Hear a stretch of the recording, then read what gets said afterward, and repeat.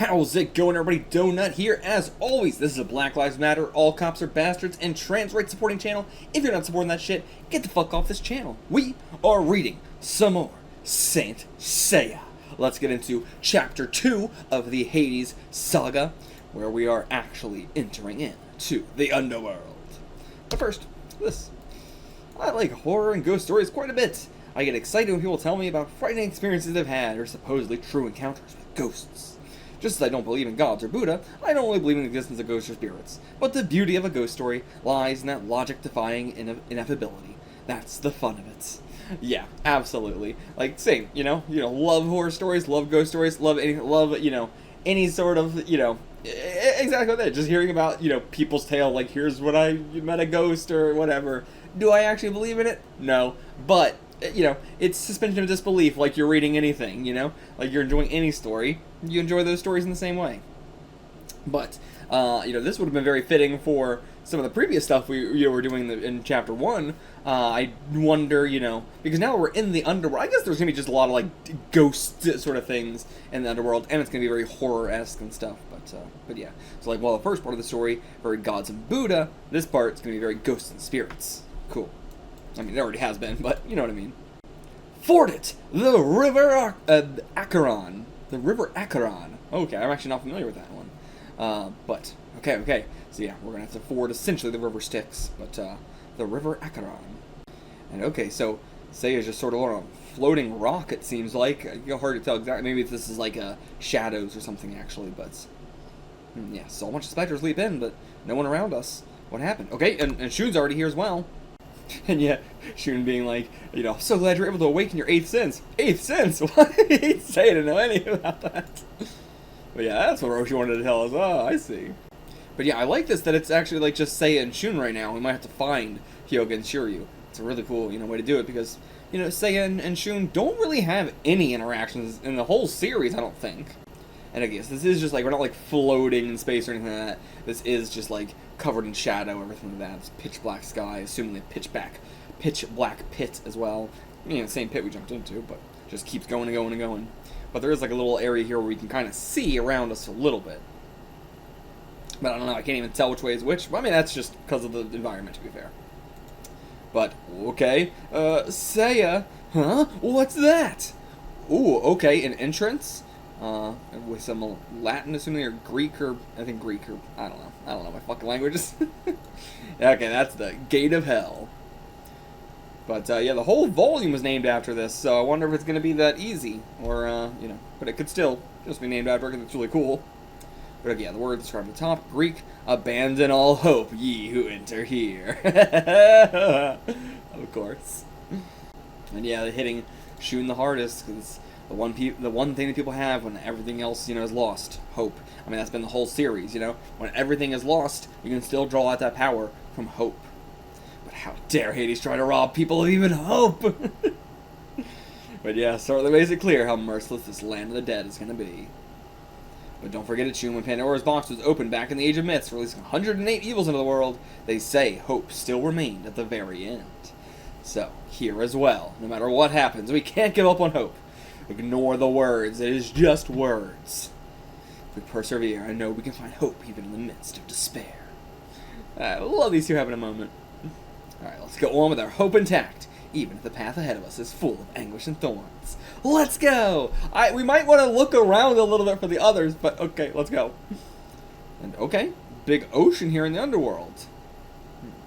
From its flow, it's got to be a river. Okay, yeah, so this is the river. Gigantic river. Infamous River Acheron. I want to look that up.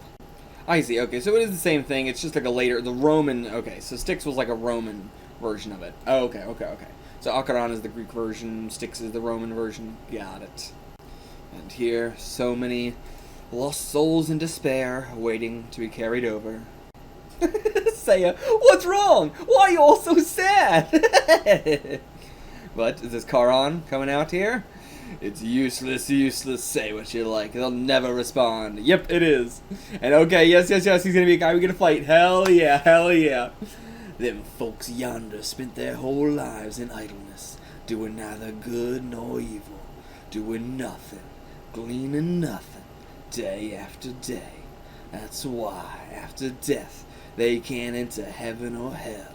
They're stuck here on the shores of Acheron, between the worlds of the living and the dead, in eternal lamentation. Okay, look at him. He's got kind of almost like a jester look to him a little bit. Not what I would have expected at all. But let's get a good look at him. Here he is. Oh my god, what the fuck? I'm the ferryman of hell, celestial interval star, Acheron Charon. Hell yeah. But what a fucking weird ass look for you. Do you got like a centaur thing on it? Do you have 4 legs? I can't tell. Or is that like are these your legs or that's your legs? But maybe this is just like something coming out of his back. What is on his back? I want to see this one in the volume extras. I can't even tell what the hell is going on with this one. Hell that it covers his eyes like a little mask thing. But yeah, I don't know what to say. It looks like a jester. But I wonder if his ore is going to be like a, super powerful weapon. And yeah, gods ain't looking kindly on people who live without purpose. That's right. Nothing more disgusting than wasting your precious life. Just letting the years slide by. Oh, now hurry up and climb aboard. Are you two the only dead souls today? Okay, yeah, so okay, hang on a second. It's okay. You just didn't recognize we're wearing fucking cloths and everything. Why, living humans coming to the gate of hell to the shores of Acheron. So, okay, I guess, there's gonna be a lot of people here who don't know that we're, invading. I guess also they wouldn't have expected us to jump down the pit regardless, either way. No matter how you shake it, nobody would have expected this. And yeah, the only living beings who can come here are specters who have pledged their fealty to Lord Hades. So how the hell did you guys get down here? I don't care how why you're here, but just go home. I do like that this guy is. He's not immediately trying to fight us or anything. He's just like, what the hell? You're not supposed to be here. Go home.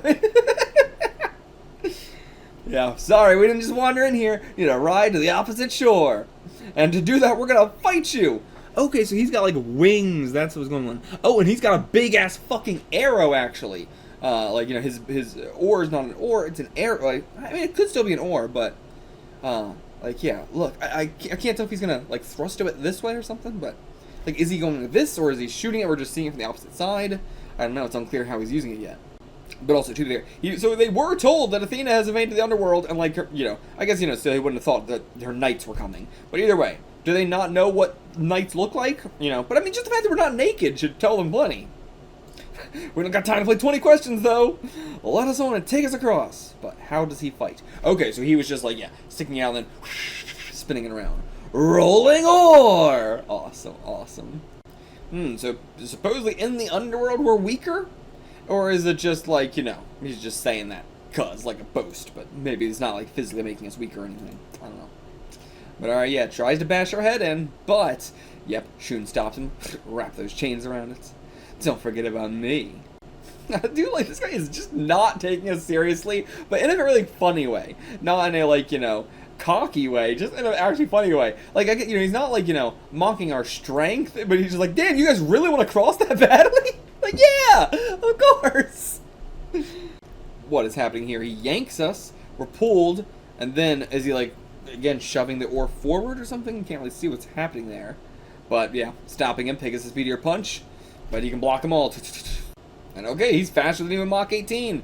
Spin his spear in a 1/1000th of a second. Jesus Christ. It's even faster than we are. But you two are such pests. If I swat at one, the other buzzes up. Hate these little annoyances. I really like this guy. I really like him. Oh please, enough of the long faces. I give up. It's much too trouble. To be frank, letting you go is no skin off my nose. Which reminds me, how many coins you got on you? Coins, clinkers, moolah. He's just gonna let us across. That easy. That easy. Also, this boat looks so nice. This is not what I was expecting for the boat from River Acheron. This is so nice. But alright, yeah, I'll ferry you across, pay your fare. Oh, even in hell, money talks. Give me a break. Why would he have any money? Oh, fucking hell. Alright, somebody get some money. Maybe Shun or maybe Hyoka or Shiryu have money. Or maybe Shun has money, actually. And yeah, all the people we saw on the shore were people who couldn't afford the ferry. And then they just wander back into the world of living sometimes as ghosts. But alright, do we got some money? No, Shun, you got some money? Seiya is so fucking angry at him when this is the easiest thing that has ever happened in a shonen manga. Just being able to be like, you can bypass this fight if you pay me. Can you imagine how many series would have been so much easier if there was even one guy where you could just pay to not fight him? This is so much better. Okay, so Shun's got a pendant that it's not silver. Okay, gold, even better. But okay, so Ikki told him it was an heirloom from their mother, but he actually doesn't know. But yeah, I like it. I like Shun's thinking. If we rinse a futile battle, this little pendant can help us. It's well worth it. Exactly. And alright, okay, it's not much, but I'll let you on. You motherfucker, it's goddamn gold! And you said it's a pretty posh trinket, too. You really fucking like this. And were you supposed to have, like, a British accent? I thought they were going for, like, Cajun. But maybe British, like, with the way you sing posh and everything. You're gonna sing to us on the way there? I love this guy. I'm the Pharaoh man of hell, yeah. Once again tonight, I push into the moonless night, carrying the dead across. Hey, Brad, don't get mesmerized by my song and fall off the boat. Who says we're listening? This is so goofy. And okay, fall in the river, never come back up. Rivers falls everything that enters it. You can't swim or float in it. Just get dragged to the bottom. Scary, yeah? Nope, and I don't care. How much further? Okay, we're about halfway to the exact center. The deepest and coldest part of the Acheron. And the place where you're getting off! So that's why he took us. Damn. Okay, we are gonna have to fight this motherfucker. Straight into the ocean. Sorry, but that wasn't enough for 2 full fares! Your pendant only gets you this far! Okay. You motherfucker! And yep, dead souls are gonna drag you down. The bottom is teeming with the fools who try to swim across. Since these souls can't die twice, they can only writhe in these murky waters for all eternity. Alright, circle chain! Hold him in there like we're fishing him out, but we still gotta deal with this guy too. I love that he's actually mad at Shun, like, for not thinking the way that he is. Like, what are you, stupid? He didn't pay for his ride! Go on, yeah, you pay with the penance. I don't mind taking you the whole way. Yeah, I wasn't sure if he was going to be attacking us too or not, because he's like, they're like, oh, you only get halfway. I thought he was including, like, the pendant was enough for 1 full ride, so he's taking both of us halfway. But nope, he just, is then changing it to, it's enough for 1 full ride for you, Shun. Seiya, we got a free ride, as he said, and he kicked him off halfway. Alright, gonna kick Shun off as well. But, and then he has to stop and block, the Pegasus Meteor Punch. Alright, keeps going. Again, this guy does not want to fight both of us at once. But, one actually managed to get through and hit him. One of his punches managed to slip past. How? Oh, and now all of them. Yeah, the moment he got distracted. Oh no, his punches are, well, I mean, of course they're past Mach speed, but I assume you mean they're past Mach 18? I mean, true, I always forget about it, but you can't hit a knight with the same attack twice. And the true might of the Pegasus Meteor Punch breaks through. But okay, that was actually much easier than I thought. So much easier. Aw, cute. Oh, I love getting some cute Seiya art. He's gonna get a cold. Alright, now you're gonna be dragged down. We just kicked Charon off his own fucking boat and made him get dragged down to the bottom of the fucking river Acheron. Insane. But, how do we get to the other side without him? Yeah. You may have a boat, but you don't know which way is east or west. Fair. Like, yeah, we can, we're in the middle of the fucking river. We don't know which way is which. But alright, let's take him at his word. Alright, we gotta just take him at his word. Help him out. Let him help us across. And we can't trust him, but we got no choice. But I mean, Shun will trust him. Dude, let's say, I hope I don't end up saying I told you so. I appreciate that every little bit Seiya gets more and more personality. This is so fun. It's like, he's just so goofy, but then now we're gonna hand him his fucking oar, and it's like, okay, don't fucking betray us again. Here's a lesson for you. There's no kindness in hell. Here I go again. You motherfucker. Stop. Idiot. Stop. We're going to throw you back in the water if you don't take us over there. But alright. Yeah, we're taking your oar away. You don't get the oar anymore. We'll fucking row. You just tell us the direction. But no, that's what you think. Lesson number 2. My arms are even more powerful than my oar. Take this brat, my ultimate move. Oh my god, of course. Eddying Current Crusher. And it just does like an uppercut or something, it seems. And yeah, but we're like in the sky. We're like going through like a tunnel in the sky, basically. I don't know. But alright, yeah, behind you, Shun. But okay, blocks with the chain. Hell yeah. Cowardly? You're the fools who trusted an enemy. How does trusting the enemy make us cowards? What the fuck are you talking about? That makes us brave. Oh? So sorry to say it's all my fault. And then, what does that look? Yeah, forget it. What? This fucking guy! This motherfucking guy! Never met someone with eyes like yours. Souls who come through here piled up evil deeds in life. They've all got sunken, rotten eyes. But your eyes are different. They still have trust, even though you've been through so much. You're an odd boy indeed. Perhaps you're one of those who get to go to Elysium when they die. Ooh. So, okay. He's respecting the hell out of Shun. God damn, this came out of nowhere, but everything with this character comes out of nowhere. And yeah, also known as Paradise. Supposedly just beyond the river Leaf, upstream of this river. But I've never even caught a glimpse of it. It may be part of this underworld, but those who guard Hades can never set foot there. Dope. I didn't know that part. That's incredible. Damn, he actually got Seiya pretty hard there. He's bleeding and everything.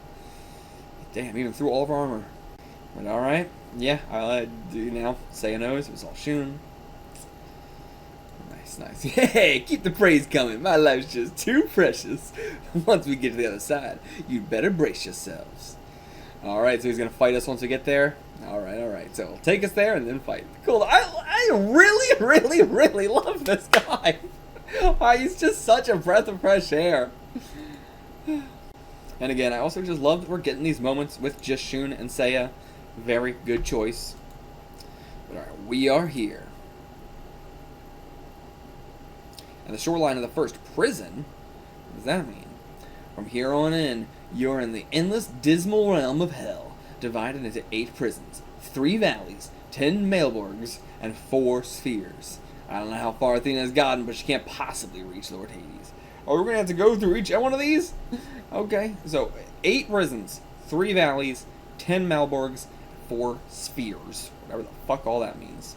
And yeah, I think that's the author's way of saying, like, this arc ain't even close to being over, guys. We got a long way to go for this arc, so buckle in. But alright, we're just straight up like, we're out of here, bye. But okay, yeah, I see. It's such a hurry, I already forgot. And alright, Seiya wants to fight him by himself.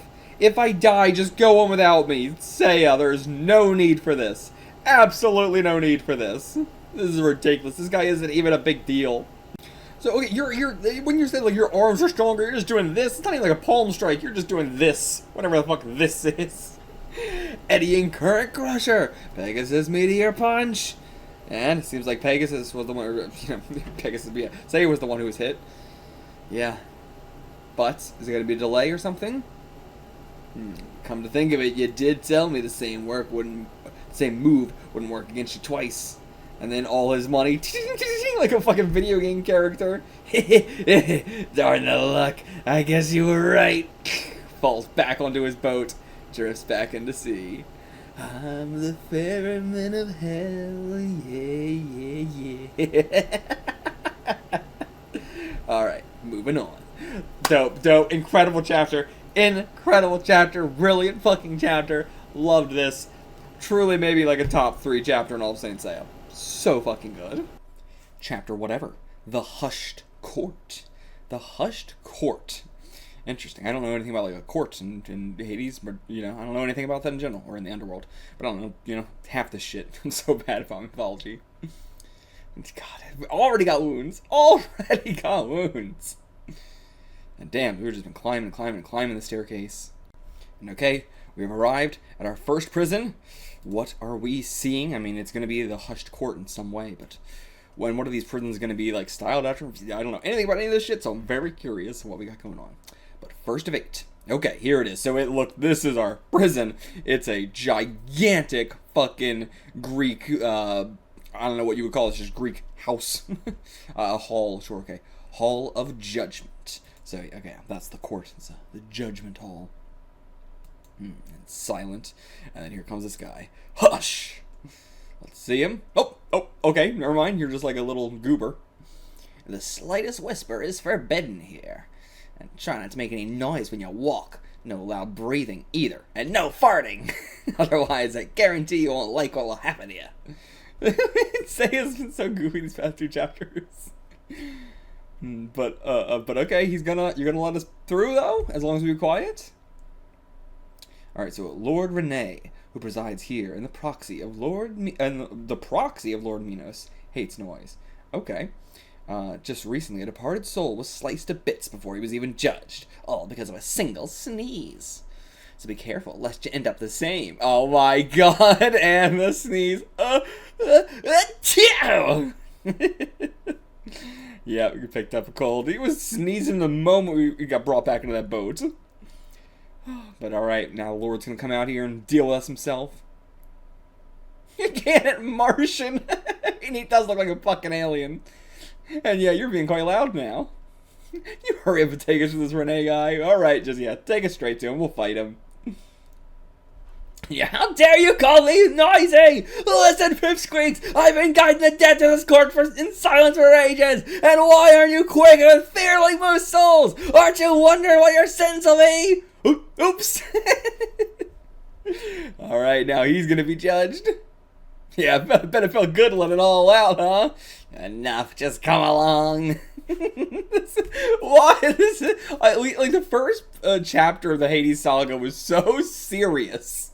I like that these 2 chapters have just been so goofy, because we're definitely about to get into some serious shit. So let's just have some fun first. But alright, listen closely. Once we enter the court and Lord Rene appears, just honestly confess your worldly sins. There's no use hiding anything. Everything you've ever done is recorded in the Ledger of Souls. But I don't think we've done anything too bad, really. Oh, and then I just farted. Yeah, one of us just farted. Shun, you just farted, didn't you? It wasn't me. It wasn't Seiya. You denied it. Seiya, what is happening? It gotten so goofy. Yeah, it was him. And now here's Lord Rene. Oh my god, this is so goofy. Alright, that guy's name was Marquino. How often must I remind you to observe silence in the court? Alright, the specter who guards the first prison, Lord Rene. Ooh, okay, looking very much like Moo. I could hear the clamor even from my chambers. Ooh, like he's got like, his armor on under these robes. That vulgar sneeze, then unintelligible screeching, and finally, the most sordid act ever to defile this sacred place. Please, sir! I wasn't the one who passed gas! Silence! Now he's getting blamed for this fucking fart. Alright, I am the celestial eminent star, Balron Rene, the current head of the Court of Hades, in place of Lord Minos. So yeah, what happened with Lord Minos? I shall investigate the sins you committed while alive and sentence you to the appropriate hell based on their gravity. Please state your names and honestly recount your sins. This is so fun. Like both the Charon fight or the Charon fight and then the Rene fight here, they're like so different than normal. I really enjoy that. Like, there is a fight, but also we're doing it. It's not just a fight. There's other aspects to it that I really enjoy that. I'm Seiya. I'm Shun. No last names. And yeah, he thinks we're just souls that were sent here. Everybody just immediately looking past our armor, not noticing that we're not naked. Somehow. And yeah, it's a mistake. Your sins have not been recorded in the ledger. Why not? Please state your names once more. Come on, do you think you got our names wrong? Alright, he's gonna shout their names loud and clear. I'm Athena's knight, Pegasus Seiya. This is my fellow knight, Andromeda Shun. She was like, ow. We came here to help Athena take Hades down. Got that, mister?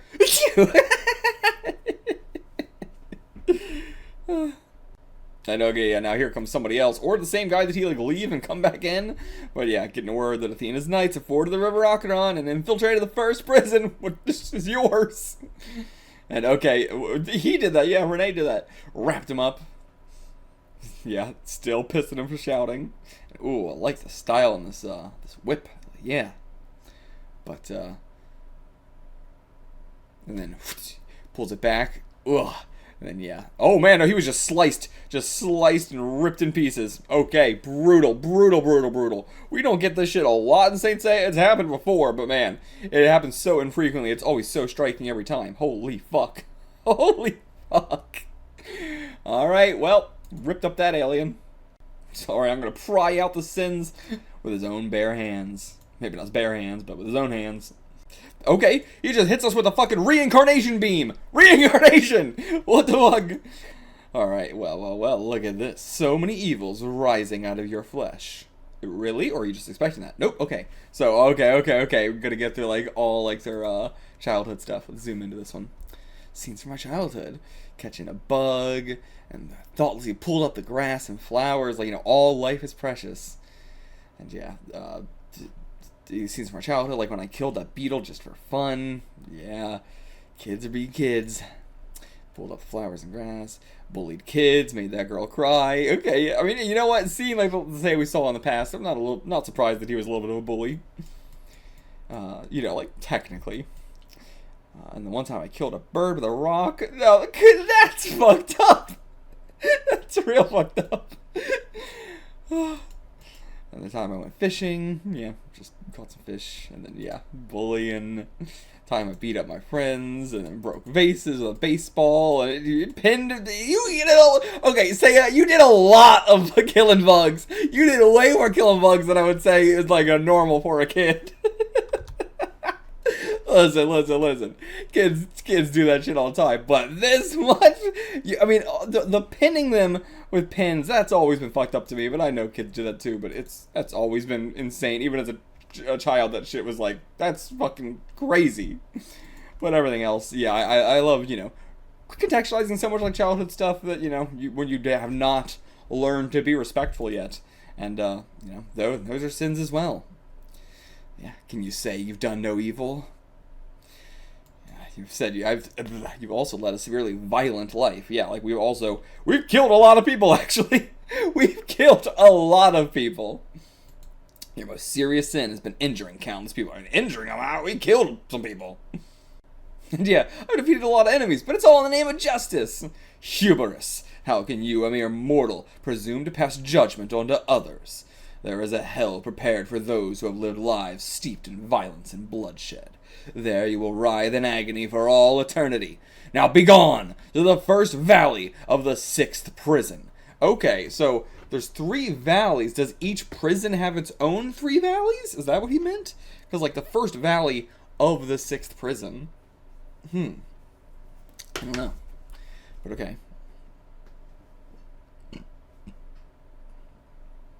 And so it's another timey-wimey spatial, you know, power thing.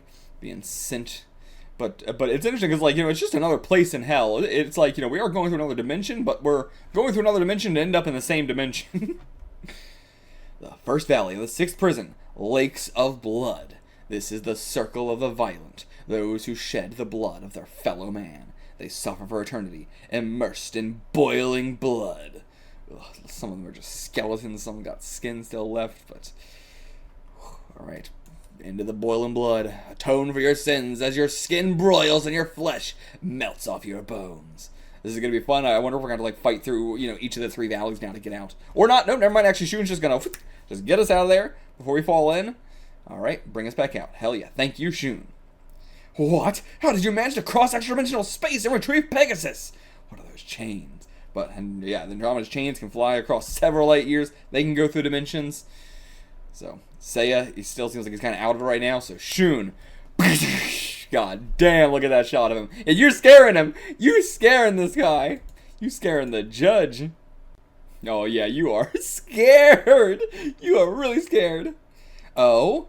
Huh? No, when I look closer, your hair is different. You are not he, Besides, why would he appear here? Okay, so we have the striking resemblance with somebody else. Which I don't know, because Shun actually has quite a distinct appearance, you know, compared to most of the characters in the series who kind of share appearances with others. But, so, I assume this is a character we don't know of yet. The spitting image. Andromeda, was it? Seems like you, like Pegasus, have shed much blood. I mean, yeah, Shun really wishes he didn't. Like, Pegasus is like, yeah, I had to. But Shun's like, yeah, I regret it. I mean, not regret it, but like, not regret it, but, you know, I wish I wouldn't have. I think that's the best way to put it. It's like, given the same, you know, situation, I'd do it again. Don't regret it, but I wish I didn't have to. But alright, the Balron whip shall measure the gravity of your sins. God, it looks so fucking cool. It's got to be able to separate, right? It's got to, like, each of those pieces separate, and then there's, like, blades underneath, maybe, or maybe something else. I don't know.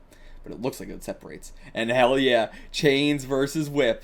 Fuck yeah. This is gonna be sick. This is dope. And yeah, you dispute your judgment? Well, no, I've heard a lot of people, even if it wasn't in the name of justice. I'll willingly accept punishment for my sins after I die. That's hell yeah, Shun. Oh, I love that. Like, yeah, he's like, you know what? Like, Shun's the kind of person who's like, I should atone for these sins. But not now. That's not fair that I have to atone for them now. Everybody else atones for them when they die. So I'll atone for them when I die. Exactly. Yeah, but I wonder if it's possible for any human to live without sinning. I don't think it is. I don't think it is. Even the most pure and virtuous person must kill animals for food, pick flowers, and kill insects. I don't know what they need to, like, kill insects or pick flowers. Like, you know, picking flowers probably, you know, I mean, like, you could get by without killing animals for food, picking flowers, or killing insects. None of that I feel like you need to do. But also, would you be able to have the wherewithal to not have done any of those things as a child? Like, I think that's more so, like, the leaning of, like, you know, to, like, try and live your life, you know, avoiding any sin. That might be possible. It's extreme, but, you know, there's monks and shit. It's possible. You know, and especially the extreme monks, where, like, you know, you dust behind yourself after you walk to leave truly no trace to like, you know, you only, you know, benefit the world. You're doing nothing. So, like, that's possible. But from the get-go, from baby to death, ain't no way. Ain't no way any human can live without sinning that way. But also, in a more general sense, for the average person, someone who's not a fucking monk, I also think that, like, you know, even living your own life, like, again, you can be a vegan and you can, you know, do all that. But, you know, as he says also, like, hate, envy, you know, there's plenty of sins that, you know, do not have to do with violence. You know, there's plenty of sins that people are just gonna experience naturally through life, you know? Can you say that you've gone, like, even if you were trying to live as virtuously as possible, can you really say that you never felt greed, that you never felt envy, that you never felt hate, that you never felt a lot of this stuff? You know, and, you know, how far does it go to be a sin? I don't know. How much jealousy do you have to have, or envy do you have to have for it to be a sin? I don't know. Yeah, if all those things are evil, then the very act of living is a sin. But only the gods can answer that. I merely judge. So are you innocent or guilty? And yeah, like, who are you to judge as well? You say we're just a mere human. Who are we to judge? Who are you to judge? And yeah, if you come to this court, you can't be innocent. What a fucked system. Fire whip. Okay. So he can do something like that. I wonder if, again, is it going to separate this fire, or is it just the whole thing going to catch fire? Probably the whole thing's just going to catch fire. But alright, get that defense up. But yeah, it went straight to the defense anyway. The gravity of your sins is measured by the number of times the Balron whip wraps around you. That's cool. That's sick as shit. And yeah, many sins. That's a lot of wrappings. And yeah, like, same as this situation right now. Never want to hurt anyone, not even my enemies. But in the end, they always get wounded. It's going to happen to you too. And I don't know how many others I'll hurt in the future. God, these eyes, the tears. Maybe other people have to get hurt in order for me to live. It's, yeah, that's life, man. That is life. And you try, and, you know, to be a good person is to reduce the amount of that you're doing. That's what makes Shun such a good person. You know, it's hard to live, if not impossible to live in life without hurting others in order for you to live, in order for you to get something of advantage. You know, but then, you know, you also have plenty of people who are just like, well, if that's the case, then I'm just going to be, you know, a fucking evil person. And that's, you know, not the way to do it, you know? Shun has the correct mindset of, like, living is a sin. To live, you're gonna sin. You can't live without sinning. And in order for me to live, especially in the kind of life that Shun is living, I have to hurt other people. In order for me to get ahead, I have to hurt other people. But he is trying to reduce doing that as much as physically possible. To understand that this is the way it is and not let it, you know, weigh too heavy on your conscience, while also being like, you know, we should reduce the amount of suffering in the world, period. You know, Shun is just perfect. Perfect. Alright, you two, go to the 6th prison, the First Valley. I'm not sure if it's the First Valley, but yeah, you're going to go to the fucking 6th prison with your body sliced to pieces. Seiya didn't even have to do that. And it seems like, but because of the armor, oh my god, I mean, this has to just be a vision, right? This has to just be a vision. Ain't no way Shun just got cut to pieces, decapitated. We saw this with fucking Balron. We saw him get fully ass decapitated, and they said, nah, it didn't happen. I don't believe this, but God, seeing this happen. Being a kid and reading this, fuck, man, that is gonna fuck you up for life, seeing your main character, especially if Shun's like your favorite. Fucking Christ. But the head perfectly there like a bust on a mantle. God, look at the bloody pieces all over the ground. And yeah, who does he look like? Tell me who he looks like. Yeah, I feel like I took his head. Perhaps I should at least bury it. And you're picking up the head and everything. Without the barn, it was a lot, you know, like, okay, you know, we saw you get decapitated, but sure, I guess you ducked your head in and it was a vision or something. But this is like, this is extensive. And then his eyes open. Rene! How dare you behead me? Yeah, this is not, you know, Shun, this is him thinking of him. Lord, is this Hades? Like, is Hades gonna look like Shun or something? Or is this just gonna be like, you know, his, you know, master or something? And return my head to the body, or return my head to my body, but the body is gone. The body has disappeared. And it seems like Seiya had disappeared as well. Like, we don't see him here. And he was saying, like, oh, yeah, Seiya's still in the 6th hell, but it's like, we're 6th prison, but, like, we brought him out. But where is he? Oh, okay, like, he's already been sent to the 6th prison, so he's been blown away by the squalls of the Black Valley that connects to the 2nd prison. So, okay, the 6th prison and the 2nd prison are connected? Or did you... Or are you just like losing your mind and you're like, you know, he's been blown away, you know, it has nothing to do with what you did. It's just, I don't know. He's freaking out. But, okay, yeah, Ramadathius, yes, that's how it was. But, okay, he's shown up. But, why are you here? And yeah, what's going on? And okay, yeah, Seiya and Shun back here. Where's Rene? What's happening with him? Did he get sent to the hell or to the prison or something? And okay, so yeah, thought we were done for, but then when he came to, he was fine. So Shun, like, you know, blacked out or something. Huh. Alright, let's get the fuck out of here. Okay. But some violent winds blowing through the back of the court. Okay, this is the path. Okay. So that's what he meant by, like, it's been blown away by the squalls. Okay, so like the path connecting his prison to the next prison. He thinks that Shun got blown away there somehow. Like, you know, he's crazy. He's crazy right now. To battle the canon chapter. I assume that's not like canon was written with 2 N's, right? Or maybe not. But maybe we'll get canon. But I think this is like saying the canon chapter. But okay, so he was just holding his own helmet the entire time, all an illusion. But yeah, that was not Andromeda. Yeah, like, Shun could not have done that. So was that Ikki, actually? Ikki let us slip by, perhaps? A more formidable foe? Could it have been Doko, maybe? Okay, no. I felt this man's cosmo back at Castle Hades. Okay, feels much younger than Libra, and unfathomably powerful. So then is it like Shiryu or something? He has the power to do something like that? But okay, he's here. Our foe is nearby. So okay, Shun and Seiya passing on, but one of the other two gonna deal with this. And okay, whoa, okay. Invisibility, like, you know, what the hell is going on? Invisible? What? It was you, after all, who once defied even the gods. Okay, well, yeah, okay, so it is, yeah, the canon chapter, so, okay, canon, motherfucking, what did he say to, I mean, I guess he is younger than him, but, yeah, like, feels much younger than Libra, but, yeah, I mean, anybody's younger than Libra. I thought he was talking, like, because he said that, I thought it had to be, you know, one of our main cast, but no, I guess anybody's younger than Libra at this point. But, okay. So, Charon is here. He's gonna fight them. Dope. I was hoping Rene would lead me straight to Hades under the influence of my Phantom Demon attack. Too bad you interfered. So, again, maybe is the person they're talking about Hades? Like the Shun looks like.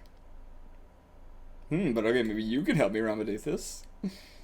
Yeah, about to be shredded? I don't think so. And then he just pokes it, and it's gonna shatter. Oh my god, the whole thing. But is that just an illusion? The body as well. God damn, yeah, the whole body shatters. No, it's got to be an illusion too, right? I don't know though. He seems pretty cocky about it, so it seems like it did happen. And yeah, you said mortal shouldn't pass judgment. You're mortal yourself, so it's a divine retribution. Would you like the same Radamanthus? Or will you lead me to Hades? Okay, I'll lead you, but not to my lord, to hell! And okay, tries to attack him, but just basically teleports so fast. Okay, so Hades' shield doesn't extend to the Underworld, so he's free now. Damn, I love Saga standing up for, you know, the other, not Saga, Charon standing up for the other ones here. Like, the fact that, you know, he's saying, like, you know, oh, do you think I could just take down those because of my shield? There's no other way to explain how they were so easily defeated. But I'll show you a Gold Knight's true strength. Okay, and they sense it, Charon. And yeah, they returned. Okay, I wasn't sure they were just sensing it, or they did return. Okay. Oh my god, Charon, you're not on our side. What do you mean you're not on our side? You were on our side earlier. What would have changed? Oh, you're just trying to say you're here for yourself or something? But I don't know. He actually attacks us. What the fuck? I did indeed swear fealty to Athena, but I don't remember becoming your ally. You son of a bitch, you asshole. But he stops right in front of Shun's face. But oh yeah, he doesn't want us getting involved because we're just sentimental children. Even though we've done everything in the series. And yeah, you know, getting on Shun about like, oh, how could you say you're tired of fighting? When your enemy is in front of you, you just have to attack. But this is the thing that, you know, I was talking about back in the Poseidon arc that Shun was going to have to learn. Yeah, you don't defeat him, they'll go on to hurt even more innocents. It's the classic thing, like, I hate shit that's like, you know, oh, but if I was to, you know, murder you, that would just make me another murderer. That's just adding more murderers to the world. Okay, but then you're also, if you're murdering a murderer, you're taking away, you know, or like their ability to murder innocent people. And yeah, hurting others, even those who do evil, is a crime. Then I'll accept the god's judgment after I've rid this world of all evil. And yeah, as he says, rich coming from you. But until then, I'll keep fighting. Alright, get out of here then. What do you mean if you understand what I'm saying, get out of here? I thought you were trying to tell us not to fight at all, but now it seems like from this line, you're trying to tell us to just move on and fight the next guy. But alright, he sees us off, and then Radamanthus goes in for the attack. Oh wait, this is the Black Valley? Like this little area right here is the Black Valley? Or is that like the whole place or something? I'm not sure. But like, is this one of the 3 valleys of this prison? Or I don't know. I don't know what any of this means. Oh, love that. Love that. Great this is great est caution. Greatest caution. Greatest caution. Interesting attack name. But what happened? Charon prevented him from moving, paralyzed him. Okay, so what he put on Rene was just Phantom Demon attack. That was just an illusion. But now you've been hit with a full Phantom Demon Emperor attack. But alright, in order to be released from the spell, you must carry out my order to kill. Now why don't you lead me to Hades? Hey, it'd be nice if we could make you kill Lord Hades for us. But alright, the blow I gave you will just paralyze you for a few seconds instead. So here comes the actual Phantom Demon Emperor attack. Okay, that wasn't the actual. Oh my god. Okay. But before he can, a bunch of others show up to stop him. Oh, okay, I see Lady Pandora's been calling him a bunch and he's just been ignoring her. But okay, yeah, so he said, like, I'm dealing with these people. They told her that anyway. But Lord Minos and Lord Akos or Iakos maybe, are both already waiting in Cocytus. And okay, yeah, they're just like, yeah, we'll take care of Charon, but no, you guys can't. Like, Rhadamanthus is one of the generals. You guys, and the generals are gotta be on a completely other level. As he says, not even several hundred of you could take them down. They don't even have several hundred. They only got 100. So even with all their forces put together, they wouldn't be able to stop Charon. Alright, Charon, I'm gonna take a rain check on our battle. Alright, bye-bye, you little bitch. So many of them just look like bugs. They're just big bugs. And yeah, just gonna ignore his advice. You're really gonna try and do this? Alright, crush them all at once. Galaxian explosion, easy peasy, every one of you. And this is 4. Actually, how many were here? So yeah, aside from Rhadamanthus, there was 1, 2, 3, 4, 5, 6. Alright, so another 6 down. That's 19 down so far. Ooh, Orpheus, the legendary knight. Ooh, okay, this is gonna be a good one. This is gonna be a good one. But this one actually seems like it's gonna be a lot more serious. But okay, what is with all these valleys? What is it? I don't know, maybe this is something I should look up or something, because it doesn't seem like it's gonna be explained. It kind of just seems like Hermod is expecting you to know what the fuck they're talking about. But either way, are we still? Because okay, yeah. So back here, looking at this again. I guess, were we coming from this way, actually? I assumed we were coming from this way, and this was the next prison. But maybe we were coming this way, so, like, this is the path, and then this is a valley as well. This little tiny section here is a valley, I think? I don't remember what they called it, the valley of something or whatever. And then you continue this way, and then there's another valley, so, like, it's not as close as I thought it was. The Black Valley, right, they call this the Black Valley. And, like, the Black Valley that connects to the second prison, but, like, there's also another valley here that also connects to the second prison? I don't know. But either way, we're in the Valley of Squalls now. Whatever the fuck that means. But alright, it's like freezing down here. And did they come across the second prison? Or is it just... Okay, yes. Does seem like the second prison. And okay, so this one, Egyptian themed here. Interesting. Not what I was expecting at all. But we're going to do a bunch of different kinds of underworld, culture sort of stuff then. I assumed it was going to be all the Greek stuff, but I don't know. It smells like a zoo in here. Interesting. Is it just like... I mean, it doesn't smell like decay. It smells like a zoo. Interesting. So, stars in the sky. What is that? Okay, so, yeah, okay, Cerberus. I see. So there's a Cerberus here. That's why it smells like a zoo.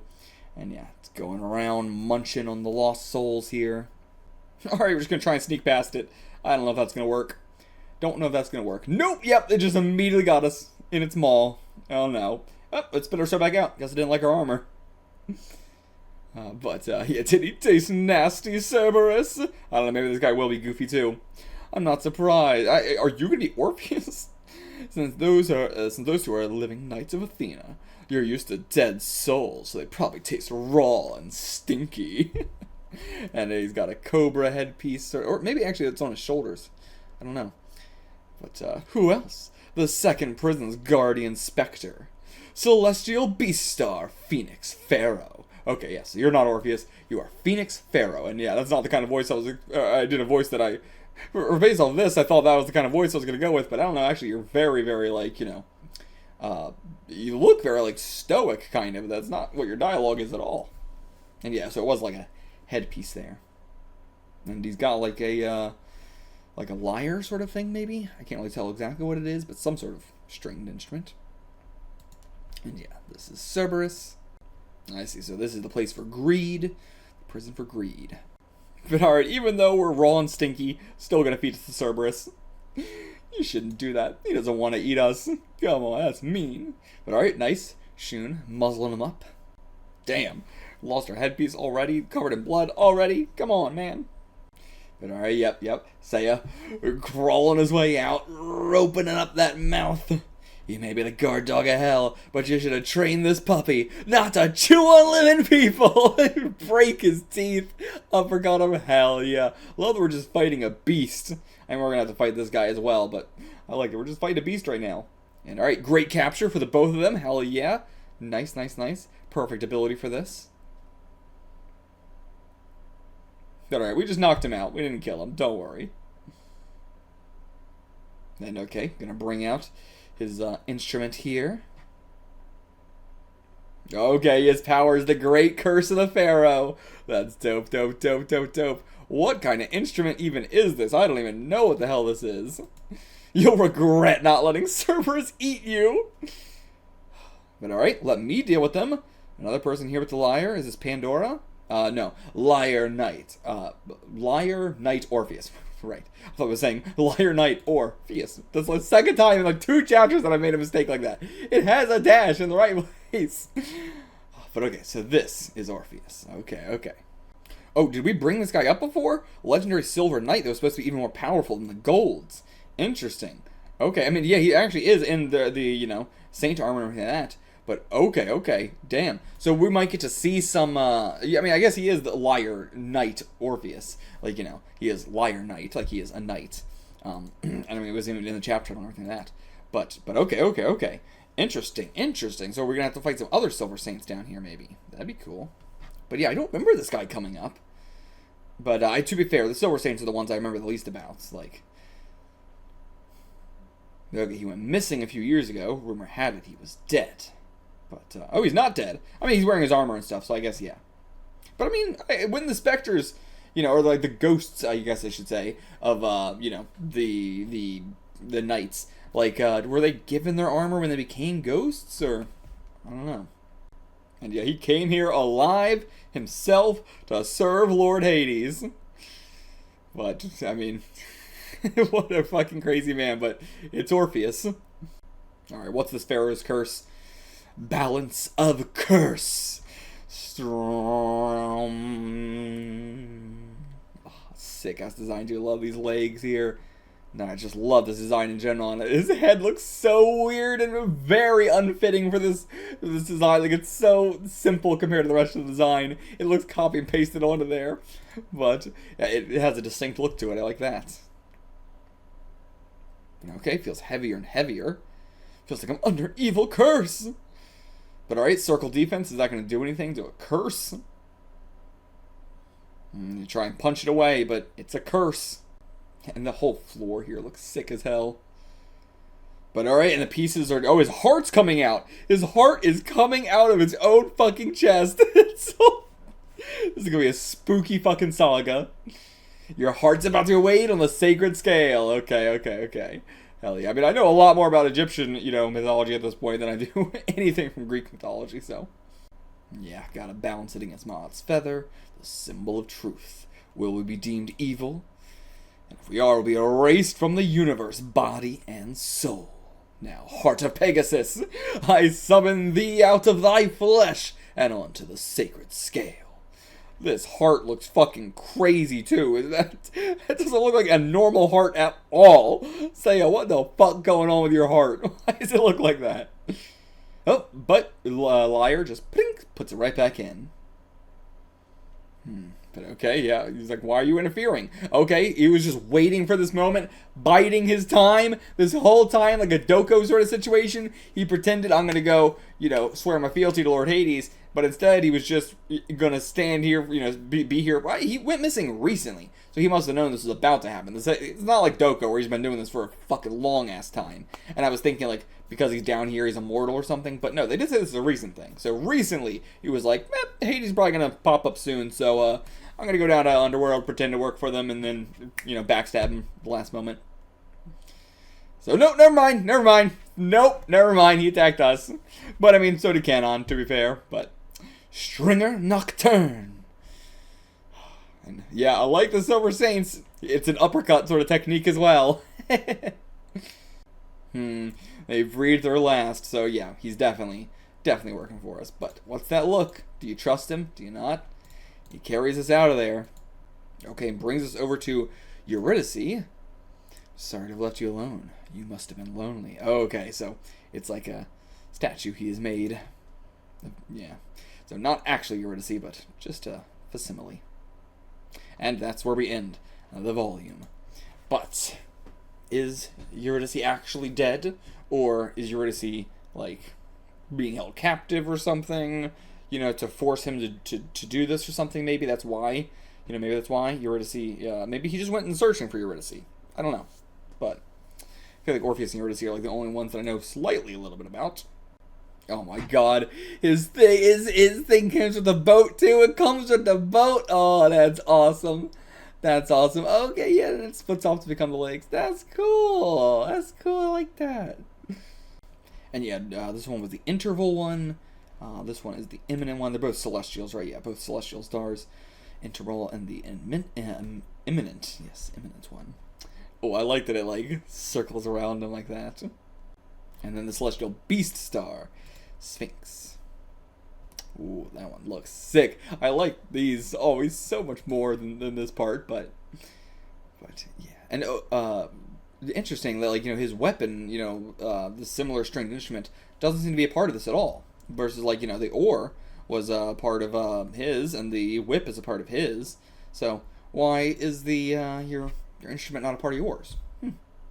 Oh, and that's cool. Yeah, the tail is wrapped around the left arm there. That's awesome. This one doesn't say that the head is just like stored in the chest, and also how would you do that because it's an enormous head. So this one does just seem to be take the head and just put it somewhere else. You don't need it. Put it in storage. Okay, on to volume 24, and we got all the gold saints here on the cover for this one. Hell yeah, they look good. I think I used this image for my thumbnail for the original Sanctuary arc, actually. Yeah, you can peek Doko is being covered. You can't even see Doko there. But man, they all just blend together so much with these armors. God damn. Especially because like almost all of them are blonde. I like my skin tan to a light brown wheat color. He says that like it's like a fucking food he's cooking. I think it looks healthier than pale skin, and definitely more manly. So I try to get some sun whenever I can, but recently I heard that tanning can lead to skin cancer. Are you serious? Yeah, this is for the 90s as well. First learning about that. I mean, I, you know, go through that every fucking summer. You know, I love living near the beach, love going to the beach and everything like that. But, you know, I've gotta be honest, I'm worried about skin cancer too. And everything, especially because I burn very easily, and in all honesty, I only wear a thong to the beach, so I'm very exposed to the sun. I'm a lot more likely to get it that way. But, you know, it's like, but I want to enjoy the sun as much as I can. I want to enjoy the beach as much as I can, but I also don't want fucking skin cancer. I mean, a lot of suntan lotion is really what that requires. But even then, you know, you can never be sure. Ooh, lovely inside cover page here. Lovely Orpheus sitting on the crescent moon. I mean, it doesn't look like he's actually sitting on it. There should be like a shadow or something. It just looks, again, like kind of copy and pasted onto there. But I love the concept of this. And, ooh, okay, a map of Hades. Okay, dope. Yes, explain this fucking place to me. So, here is the gate of hell. Abandon all hope, ye who enter here. Then there's the river Acheron. Fare required, so don't forget to bring small change. Then the first prison, the hall where souls are judged. You can try to lie, but the truth will win. So then, like, is all of this black here, is the Valley of Black Squalls? A windy hell where the lustful are eternally buffeted by violent winds? Or is that just over the bridge here? Is that, it's hard because it's like right here, so where is right here? Is that all the black, or is that just here? I don't know. But then, and then where was the other valley? The valley of the boiling lakes or whatever, and then the valley of, was it just the Valley of Black Squalls we also saw? Maybe it was that one. Either way, not sure how this works. Thought this was going to clear things up, didn't clear things up at all. Then the second prison, the greedy are battered by freezing rain and preyed upon by hell's guard dog, Cerberus. So, okay, yeah. So, like, is it also rain here? Like, so the freezing rain I thought was like a valley sort of thing. I thought we were in a valley that was the freezing rain. But that was the prison? That was on our way to the prison, and there was no rain at the prison. So what do you mean this is the I don't understand how this shit works at all. Then there's the Field of Flowers. Orpheus remains here with his half-petrified lover, Eurydice. And then, then we go up here to the third prison. The stingy and extravagant roll boulders for eternity. Okay, yes, that's where like Sisyphus is and all that. And we're not getting like names, you know, for the like, you know, we had like the you know, what was written on it here. I thought we were gonna get what was written on each of these places, but maybe not. Also, like, this is, like, there's only a couple, like, buildings. Like, this prison doesn't look like a building. But, anyway. So, from the third prison, we then go up this way to the fourth prison. I thought it was, like, up here. Where is it saying the fourth prison is? Huh. I don't know. I also don't know where it's saying the third prison is. Where's the third prison and where's the fourth prison? Because the fourth prison's saying it's up here. So then we're going here, here, here, and then up here? What the hell? What is the path of this place? What the fuck? I don't know. What? This is beyond confusing. I do not understand this. Okay. This is the boulder area right here. And then the fourth prison, the Black Swamp, where the discontented and wrathful try to sink each other. So that's right here? Why is it up here? I don't know, but okay. So, and then why is the third prison pointing to this one when it should be down here? But okay, so the third prison's here, fourth prison's here, and they look more like valleys than prisons, so I'm not really sure what the difference is between a valley and a prison. Then the fifth prison, heretics are trapped in flaming tombs. These seem like they're going to be very easy. These don't seem like, you know, these three that like are, you know, actual institutions. So in the fifth prison, then there's just a maze. Then we get to the boiling lakes. Then we get to something else here. Okay, so the second valley, a forest hell where suicides are sent. So okay, yeah, like the, you know, anyway. So sixth. So wait, okay. First, second. Wait, no, sorry. Gate, first, second, third, fourth, fifth, maze, sixth prison, and first valley. The sixth prison is the river Acheron. What? The watery hell where violent are immersed in lakes of blood. Well, that's the first valley. What's the sixth prison? What's the sixth prison then? I don't know. Second valley, a forest hell where the suicides are sent. Third valley, a desert hell of fiery sands where the hedonists are sent. Okay, so all the valleys are right next to each other except for Black Squalls. Like, they said 3 valleys, but there's 4 valleys here. What the fuck is going on? What the fuck is going on? Then we get, no, not the fourth prison, then we get to the great waterfall of blood. All the blood and tears shed by sinners flow together into one great waterfall. And that flows down to another area down here. Then the seventh prison. I don't know what it is. Okay. It's same with sixth prison. Like, it's just seventh prison. What is the seventh prison? I don't know. Then the first Malborg, Pandorers and Seducers are whipped. Where? I can't even tell. You know, it's covering everything. Where is our second Malborg? So the first Malborg's up here, but the second Malborg's down here. So, what is the path again? Or is... Okay. Whipped. I'm trying to look for anything that would indicate whipping. I don't see anything that looks like that would be like this is a whipping area. I don't know.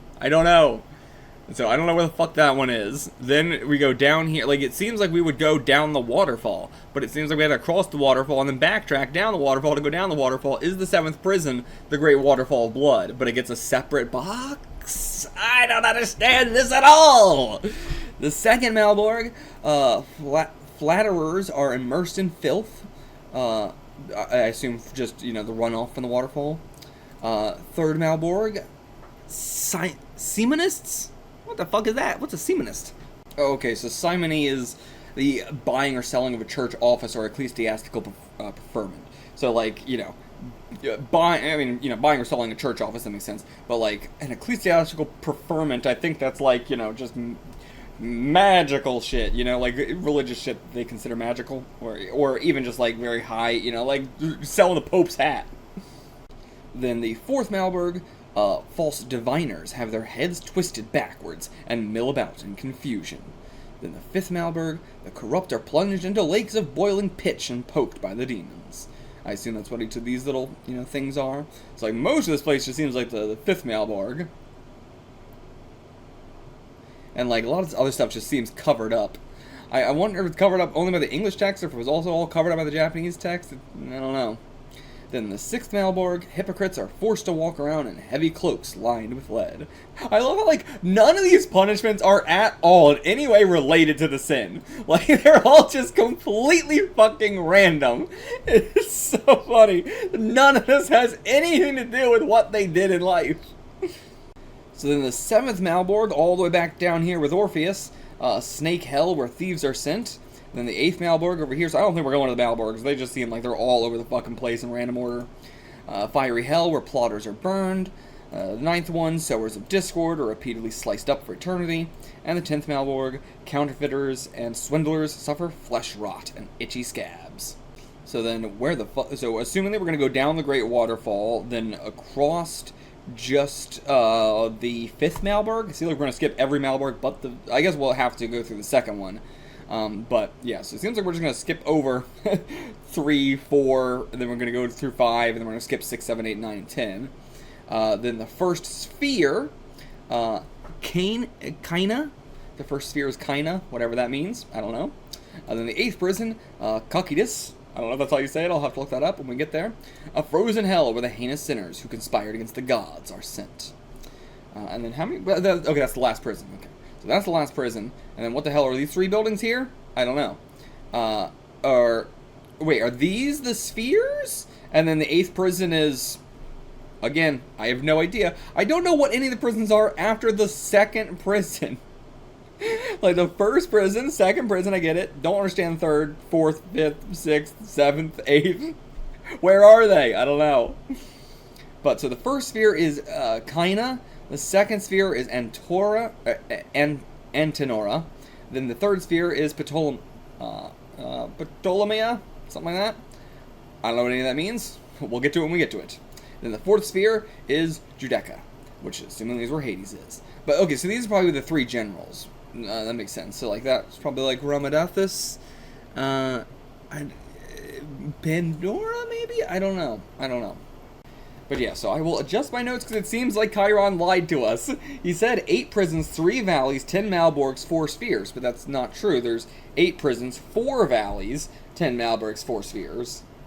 And man, we should have just let Rene throw Seiya into the lake, you know, of boiling blood and everything like that, because that would have sped up our journey a lot. We got to go through it anyway. We're going to have to go through it anyway, so we should have just, you know, fast traveled there. But okay, one last time, quick overview. We go through the gates of hell, across the river Acheron, through the 1st prison, which is the Judgment Hall, to the 2nd prison, which is like the Beast place, the 3rd prison, which there's not really, I don't know what to call these. Like this was like, did we have a name for each of these? Maybe not, but we'll just say, okay, we go through the 1st prison, 2nd prison, or I mean, like, yeah, go through the court, go through the Beast Guard dog thingy, go through Rolling Boulders, go through Black Swamp, go through Flaming Tombs, go through a maze. I assume that's where fucking Minos is. I'm not sure why he's there, but I don't know. I mean, like, I would know from mythology, but for like this story, I don't know. Because he was supposed to be guarding here or here. But then through the lakes, then through the forest, then through the desert, then through the finally 4th prison again. No, not sorry. Then through the Great Waterfall. Jesus Christ! I tried to do a quick overview, but this is so confusing.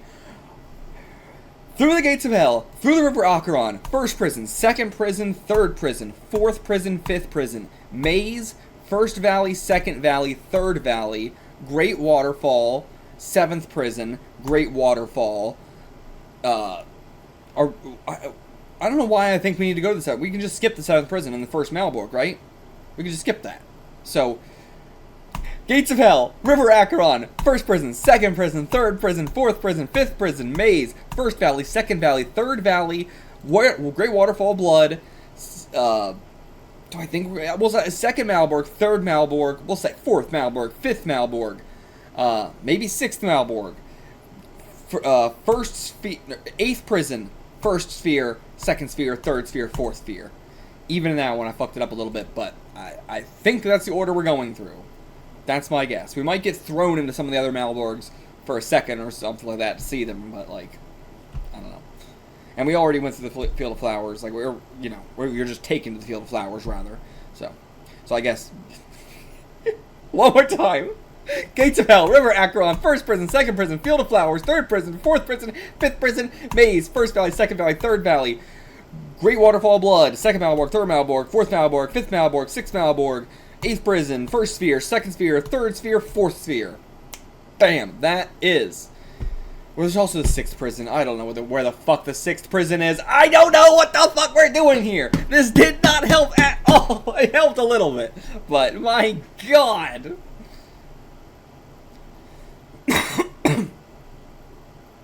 That wasn't even a part of the chapter. That was a volume extra thing. God damn. Well, I mean, I'm glad we got it, but Jesus, I thought that was a part of the chapter. The Requiem of Orpheus.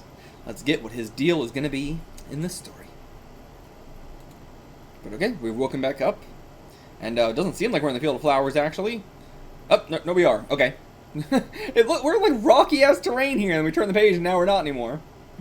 No, wait, she's alive? She's alive like that? Oh my god. Actually, what did this page say about her? It said, is half petrified, love Eurydice. So, like, yeah, I thought that was just because of, like, the look of it. But no, she is actually, like, still living, half living or something. I mean, in the Underworld, I guess anything's possible. Okay. Been waiting for your arrival for so long. Yeah, save Orpheus. It's because of me that Orpheus has remained here in the Underworld. So yeah, let's get the story. When we were still in the world living, Orpheus and I were madly in love. Please don't ever leave me, Orpheus. I want to listen to your lyre until the end of time. I'll always be by your side, Eurydice, and I'll always play for you. Not even death will separate us. Oh, Orpheus. But then, that cruel fate tore us apart. It was bitten by a venomous snake and died. Orpheus resolved to travel to the Underworld. He beseeched Hades, god of the Underworld, who looks as just a dragon in this image. I hope to God we get to fight him in dragon form. Of course he's gonna turn to human. No, motherfucker, it's just a statue. Just a statue. Damn it. I was hoping he could, like, transform and shit. But, and I was gonna say, like, of course we're gonna fight him in the human form, but I want to fight him first in the dragon form. Though I wish there was more series where people who transformed, you fought them in their beast form as the strongest form. But, it almost never happens. I can only name like one series where that's the case. But yeah, he beseeched Hades, god of the Underworld, to return my soul to the world of living, even at the cost of his own life. The heart-rending melody Orpheus played on his lyre moved even the cold heart of Hades. I love the amount of stories that are just like, a guy played a song so good the devil loved it. My dear Orpheus, your moving rendition has won your Eurydice back to you. But until you return to the surface world, you must not look back at her, even once. And if you turn and face her, your wish shall never more be granted. But how do you not look at your loved one? And then immediately looks at her. Immediately. But I guess I'm not counting that, okay. And yeah, even Pandora's like, well, can't blame you being moved by that incredible music. That was insane. But what a shame to allow him to go back to the world of living. There must be a way to enslave Orpheus. And the Pharaoh ones here too. What was their name? Why am I blanking on this? Fuck. What was it? I can't go back because it was in the last volume. Shit. We'll get it again in a second. Damn it. I can't believe I forgot it already. Was their star just like Pharaoh? Was it Pharaoh something? What was it? It was Pharaoh something, but it was Pharaoh. But yeah, restoring life to the dead set a very poor precedent. Did not allow Orpheus to leave the Underworld. Entrap him in your domain, the second prison. Understood. And so that's why he's here at the second prison. And then sees the light, the way out, but turns around to see Eurydice, and now forever. But, or what, like, again, was that because he turned around, or was that because of, the Pharaoh? I don't know. Because it could also be both. So, like, Hades said that knowing that this was going to happen, that, like, it was fated to be one way or another. So, and yeah, so he can still leave, but he's never going to leave as long as you're still here. But yeah, now she can never return to the world of living. But I mean, it's tough. Like, take Orpheus back with you, and it's tough because, like, if I was Orpheus in this position, I would not want to return to the human world. Like, I would rather stay here for all eternity. But, like, of course, it is her wishes for him to go to the surface. So, it's rough. It's rough. Yeah, take him by force if you have to, because he's not going to want to go. But, you know, I am a sucker for this shit of, like, it is better for him to move on and go to the human world. But if I was in his position, there's no universe where I would fight you to the death to stay here. Oh, I see. And I wonder what it was that he thought was the sun. If it hadn't been for that, I guess just because, like, he turned around, like, he saw the sun and turned around. If he didn't see the sun, he wouldn't have turned around? I don't know. Like, we're going to, you know, say that it was Pandora who did that, but I don't really think that matters, you know? You know, Orpheus is here as well. Yeah, I only saved your lives for old time's sake. So yeah, treasure your lives, leave now. But okay, he didn't know about Athena. Didn't know that. If Athena dies, there's no one else who can defeat Hades. The Underworld will rule everything, and living people will suffer in hell. You ought to know what that's like. And the living world might not become a hell. Perhaps it will be cleansed and reborn as a heaven instead. Hades is not a being you bronzes could hope to comprehend. And as you just learned, I'm indebted to him, so go. But okay. I don't know if I buy that or if he's just really hoping, trying to be like, well, it's not my problem. You don't know what's going to happen. Maybe it'll become a heaven. But I don't know. Does he have any basis to actually say that? Again, maybe. I just can't comprehend. Shun, I don't think you know how he must feel about Eurydice. You absolutely do not. I mean, the Bronze Saints are the people who could least understand what's going on with Orpheus and Eurydice in the world. Maybe, like, Seiya and Athena, their connection, you know, has a little bit, and, like, they all have connections with Athena, to be fair, so there is that. I guess if I see it from that perspective, yeah, like, they do have that, but, like, you know, it's not quite love in the same way that, like, Eurydice and Orpheus have here. Seiya and Athena, maybe, but the rest of you guys, I'm not sure. Shun, definitely. I mean, Shun with Ikki and stuff, the brotherly love, maybe, you know, maybe. But yeah, the light that he sees. And yeah, it's the first time it's happened since that day. And since the day long ago, but I thought this was like a more recent thing. I mean, long ago could still be months ago, but. And Athena's cloth, we accidentally, like, did we drop it or what happened there? What the fuck happened? Did it get, like, pulled out of her hand? I don't know. But then the Pharaoh grasps it. Give that back, jerk! And yeah, what's going on, Orpheus? You told me you killed these two. Seems you're on their side after all. But yeah, was that light from years ago your doing? Then this place shall become your grave. I don't think the light's, you know, any importance here. It's your fault that you turned around, not the light's fault. And I feel like you would have turned around even without the light. But, you know, whatever. I'll get behind it. Alright, instantly. Pling, and drops the Athena armor. Got it back. Alright. Are we gonna just, like, move on? Maybe we can just, like, peace out, and then, you know, Orpheus could do this for us? I mean, that's the second time this has happened. I hope we keep doing that. That'd be dope. Like, we're gonna fight this guy. Actually, no, let me fight this guy. We're gonna fight this guy. No. Like, typically, you have a bigger group. Like, let's say we had, like, the 5 Bronze Knights, and as we're moving forward, each one of them has to stay behind to fight somebody else. But this is like someone else is showing up and then going, nah, let me handle it. So our group is actually, like, we only have 2 people, but it's still, you know, staying intact. Alright, let's see who's the better position. Your lyre against my magic harp. A musical battle for the ages. And oh, one of his strings breaks. Damn. Oh, that's actually really cool. Like, you know, the fighting with the instruments and trying to, like, break each other's instruments. That way they'll be able to play less. But Seiya, no way! Losing 1 string won't stop a master musician like Orpheus. And it does seem like, yeah, Seiya is, like, quite aware of him ahead of time. And they both kind of were, it seemed like. And he's weakening. He's weakening, but maybe Eurydice give us some strength somehow?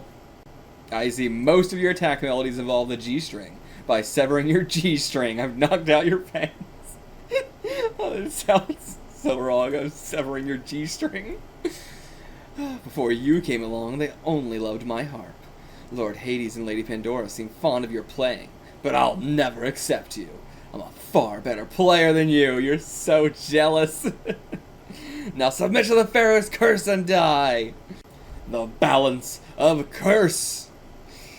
Heart of Orpheus, I summon thee out of thy corrupt flesh. Mount the sacred scale. Oh, but instead, his heart is ripped out of his chest, instead placed on the scale, and he's standing in front of the hieroglyphs. Look how far the scale tips. You must be very evil. Now you'll disappear, right? Judge thyself. And oh, the mirror? Just an illusion. I see. Just an illusion.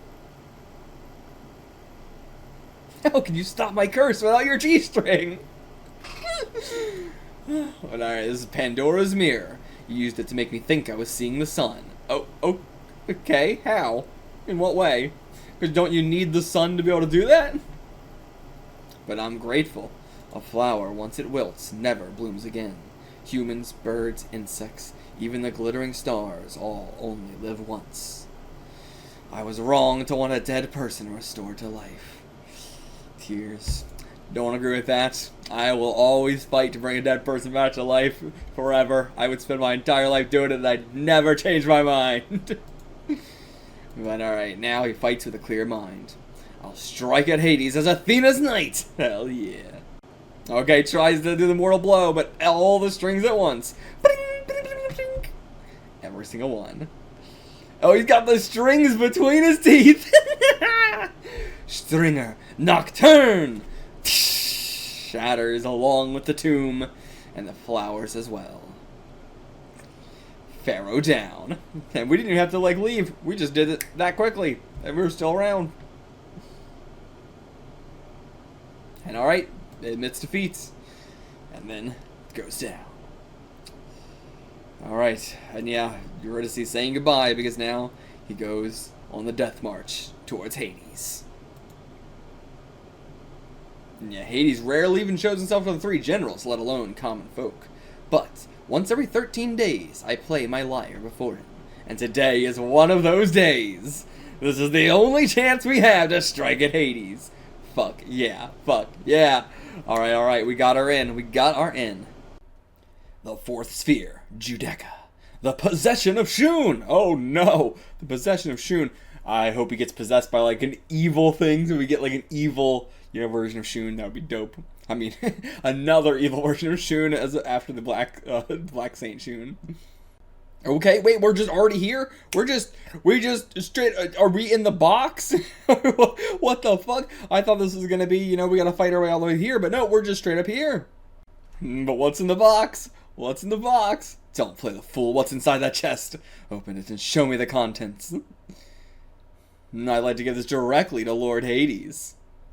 But yeah, so Pandora is the middleman here. But okay, she opens it up with her weapon. Inside, is it going to be Pegasus and Shun, or is it going to be an actual gift? Okay. So, then Charon reaches Eurydice. What? He hid Seiya and Shun in a chest and went to the 8th prison? Yes, every 13. Yeah. It's their time to strike. And yeah, so we just already infiltrated so quickly. Goddamn. And yeah, now Rash invaded the final stronghold alone. Strike at Hades, they'll be slaughtered at once. But inside, it's just flowers. Yeah. And so yeah, from all the flowers where he is in his little flower garden. Flowers, huh? Stab. Apologize for doubting your intentions, Orpheus. We are in a state of emergency. Made me overreact. Did she actually stab through us, or did we manage to, dodge him? Or did we just have to, get stabbed, just go, oh, don't react. And the other generals appeared. Ramadanthus, he's here as well. And summoning all three of them. Is there a crisis? Okay, so Minos is the other one. Ramadanthus, Minos, and Ikos. Oh, wait, so, okay, Pandora's not one of them. Oh, okay. I thought Pandora was one of them. But no, Ikos, so we didn't see two of them. They were saying Minos and Ikos, so those are just the other two generals, I see. So, okay, one of the generals was supposed to be guarding the second prison? That's so interesting. Because, yeah, I thought, that each of the spheres was going to be guarded by one of them, but apparently not. The three generals of the Underworld. And we don't get to see the eyes of the other two. Yeah, we got Hades and the fucking three generals and Lady Pandora all here. And okay, so we are in the box. And yeah, you're doing a concert at a time like this. But okay, Lord Hades is still unaware of any trouble. Do not wish to cause him unnecessary anxiety. You must act as if nothing is wrong. And okay, I guess the generals did... Why did the generals show up? They all showed up, but now they're just going to sit down and listen to the music. I thought they had something to say or something to do, but they kind of just... Were they going to, like, you know, talk to Hades about what's going on, but then because of what Pandora said, they're like, okay, fine, I guess we'll just sit here and listen to the music. But alright, yeah, don't know when he came in, but Hades is here. He's been sitting on that throne. Like, you can't even tell when he sat down, but at some point. Okay, we're just gonna do it right now. Death Trip Serenade. The gods stopped conversing, the birds ceased singing, and the stars halted their twinkling. Killing. All slipped into the slumber from the sweet intoxication. Time itself stopped briefly across the entire universe. Everything in heaven and earth fell asleep. Fell asleep. Fell asleep. And did they all fall asleep? I don't know. Put their minds to sleep, or rather sent them to a different dimension. If they awaken even 10 days from now, they'll have no memory of their slumber. Jesus. Just think they were listening to music the whole time. But I don't think any of them were asleep. Yep, sorry, but I guess I don't have an ear for music. Is it just Ramadanthus, or is it all of them? And yeah, I always suspected he was going to turn his back on them. But actually, when he goes in for the attack, Pegasus Mortier punch, and we actually destroy quite a bit of his armor. We at least knock his helmet off, but it looks like we destroyed a bit of it. Alright, popping out. What did you get, or how did you brats get in here? So, okay, yeah, he wasn't suspecting of that at all. And alright, he gets behind the curtains, he's just rushing straight for him, but he's gonna look just like Shun. As I said, it was gonna be Hades. It's gonna be Hades. Yours ever. What the fuck? Was that like a little thing that Orpheus has in order to like control him or something? Oh, that's the one that's just like Shun's. Okay, we didn't get like this close of a shot of it. I mean, actually, yeah. But I don't think we read the yours ever thing on it. But you're right, it is just like Shun's. And look at his face. Looks just like you, but with black hair. It's mine too! And so is he going to be able to possess Shun because of that? Is he actually like Shun's blood brother or something?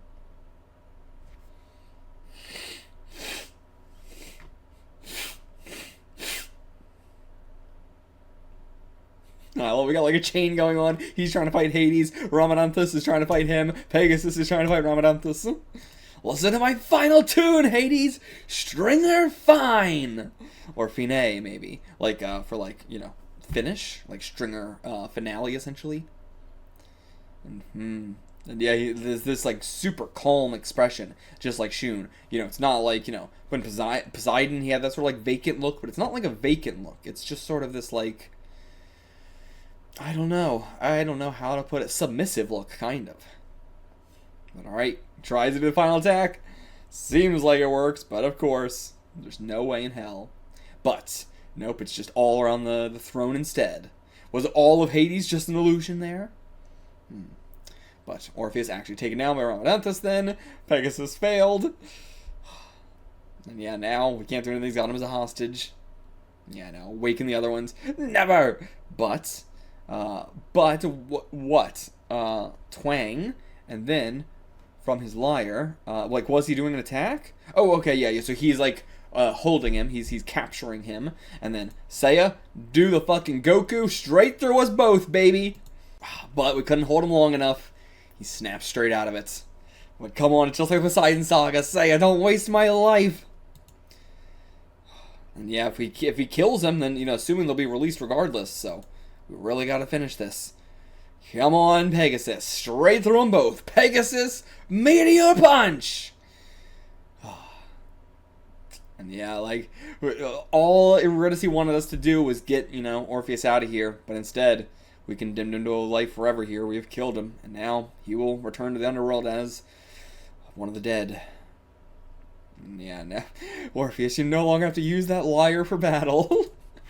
I'm not sure if that was a complex he had. But from now on, you'll live among the stars and play only songs of love. They say on summer nights, if you strain your ears in the direction of the lyre constellation, you can hear the music of Orpheus. Maybe he'll go to heaven then. But, I don't know, it seems like everybody's going to hell. And still gotta deal with the general. And are you immortal? I mean, good question to ask, I guess. We don't know how any of these guys work. But Shun, hold Ramenanthus, I am not fond of battle. Withdraw. So no, that's not Shun, that's Hades. Hades took him over, possessed by Hades. And Ramenanthus is gonna know. He's like, what the hell? I gotta follow that order because I can feel it. It is Hades. Okay, no, never mind. He actually is thinking he's just posing as him. And I do like this because, like, who was it that was saying, like, you don't know, what Lord Hades is like, maybe, or was it Orpheus who was saying that, like, he might create a heaven. You don't know. And if he's a lot like Shun, then, like, it's one of those things where it's like, is Hades as bad as we think he is, or is it just all of his guys? Is it just, like, because he's a very, like, reclusive guy and doesn't want to get involved, all of his people are extremely evil, but he's actually not a bad guy? I don't know. That'd be a very interesting twist on it. Yeah, he knows now. It's not an act. That dignified air. That sanctity. It's like he switched places with somebody else. That's not Shun anymore. Shun has become Hades himself. And now, assumingly, for Charon, hurry to Judecca. Okay, so now we're catching up with Hyuga and Shun, who have caught up with Charon, and that, which definitely means that we were doing a, like, you cannot imagine Hyuga or Shiryu having fun. Did I say Shun again? I feel like I say Shun, but I mean Shiryu so much. They both have the SH sound, so I just naturally flow into one of them. But, yeah, I feel like, it's the classic Hyuga and Shiryu. You cannot imagine them having fun. You can't imagine it. How do you write that? It's impossible. So we have to put them somewhere else while we have all this fun with Seiya and Shun, who can actually have fun. But I wonder if we're going to see what they were doing the entire time. Or also, are they with, yeah, they're with Charon, right? Yeah. But then one of the specters up here looking down on us, and they toss the boulders and everything like that. Is it just going to be straight up Sisyphus or something, like, maybe it's another guy that's related to Sisyphus that I don't know about or something, but... Alright, gather 3 knights of Athena with 1 stone. And what is this fucking armor you're wearing? You look like a goddamn juggernaut. This is the prison where okay, right, yes, this is one of the prisons, I forgot, not a valley. But yeah, prison for those who were stingy or greedy in life. Stingy or greedy. I mean, I guess that's kind of the 2 different sides of a coin. But I think this is the first guy, he's probably like the smartest guy in all of the Underworld except for Ramenanthus. Because, like, he is the only one who's recognized those guys are Knights of Athena. It takes everybody so goddamn long to recognize that we're not naked, but he's, like, the first person who just straight up was like, wait a second, that's Knights of Athena. Not even wait a second, he just knew. He just knew from the get-go. This guy, absolute genius here. But it didn't work, they just ran right past him. But alright, so the Celestial Angle Star Golem. Okay, just a golem. That's it. Wait, Celestial Angle Star, Golem, Spectre, Rock. Right, yeah, your name is Rock. Right, okay. But yeah, I would have thought it would be something more connected to myth rather than just like a golem and rock. Rolling Bomberstone! Are you throwing them, or what are you even doing there? It just looks like you're kind of summoning them. Do you have, like, telekinesis and shit? But Shiryu just pulls up. Sorry, we're in a bit of a rush. Rozan's Rising Dragon Blow! Shatter them all, move on. But seeing all the people here as well. Oh, I guess just a filler panel. But, oh yeah, Shiryu got his sight back? Yeah, he got his eyes back. Yeah, looks completely fine. Oh, okay, so he's got his sight back down here. It's just an Underworld thing. You don't need your eyes in the Underworld. Okay. Makes sense since the dead who come here don't have eyes to see. I guess he means, like, the spirits. That makes sense. But, sure.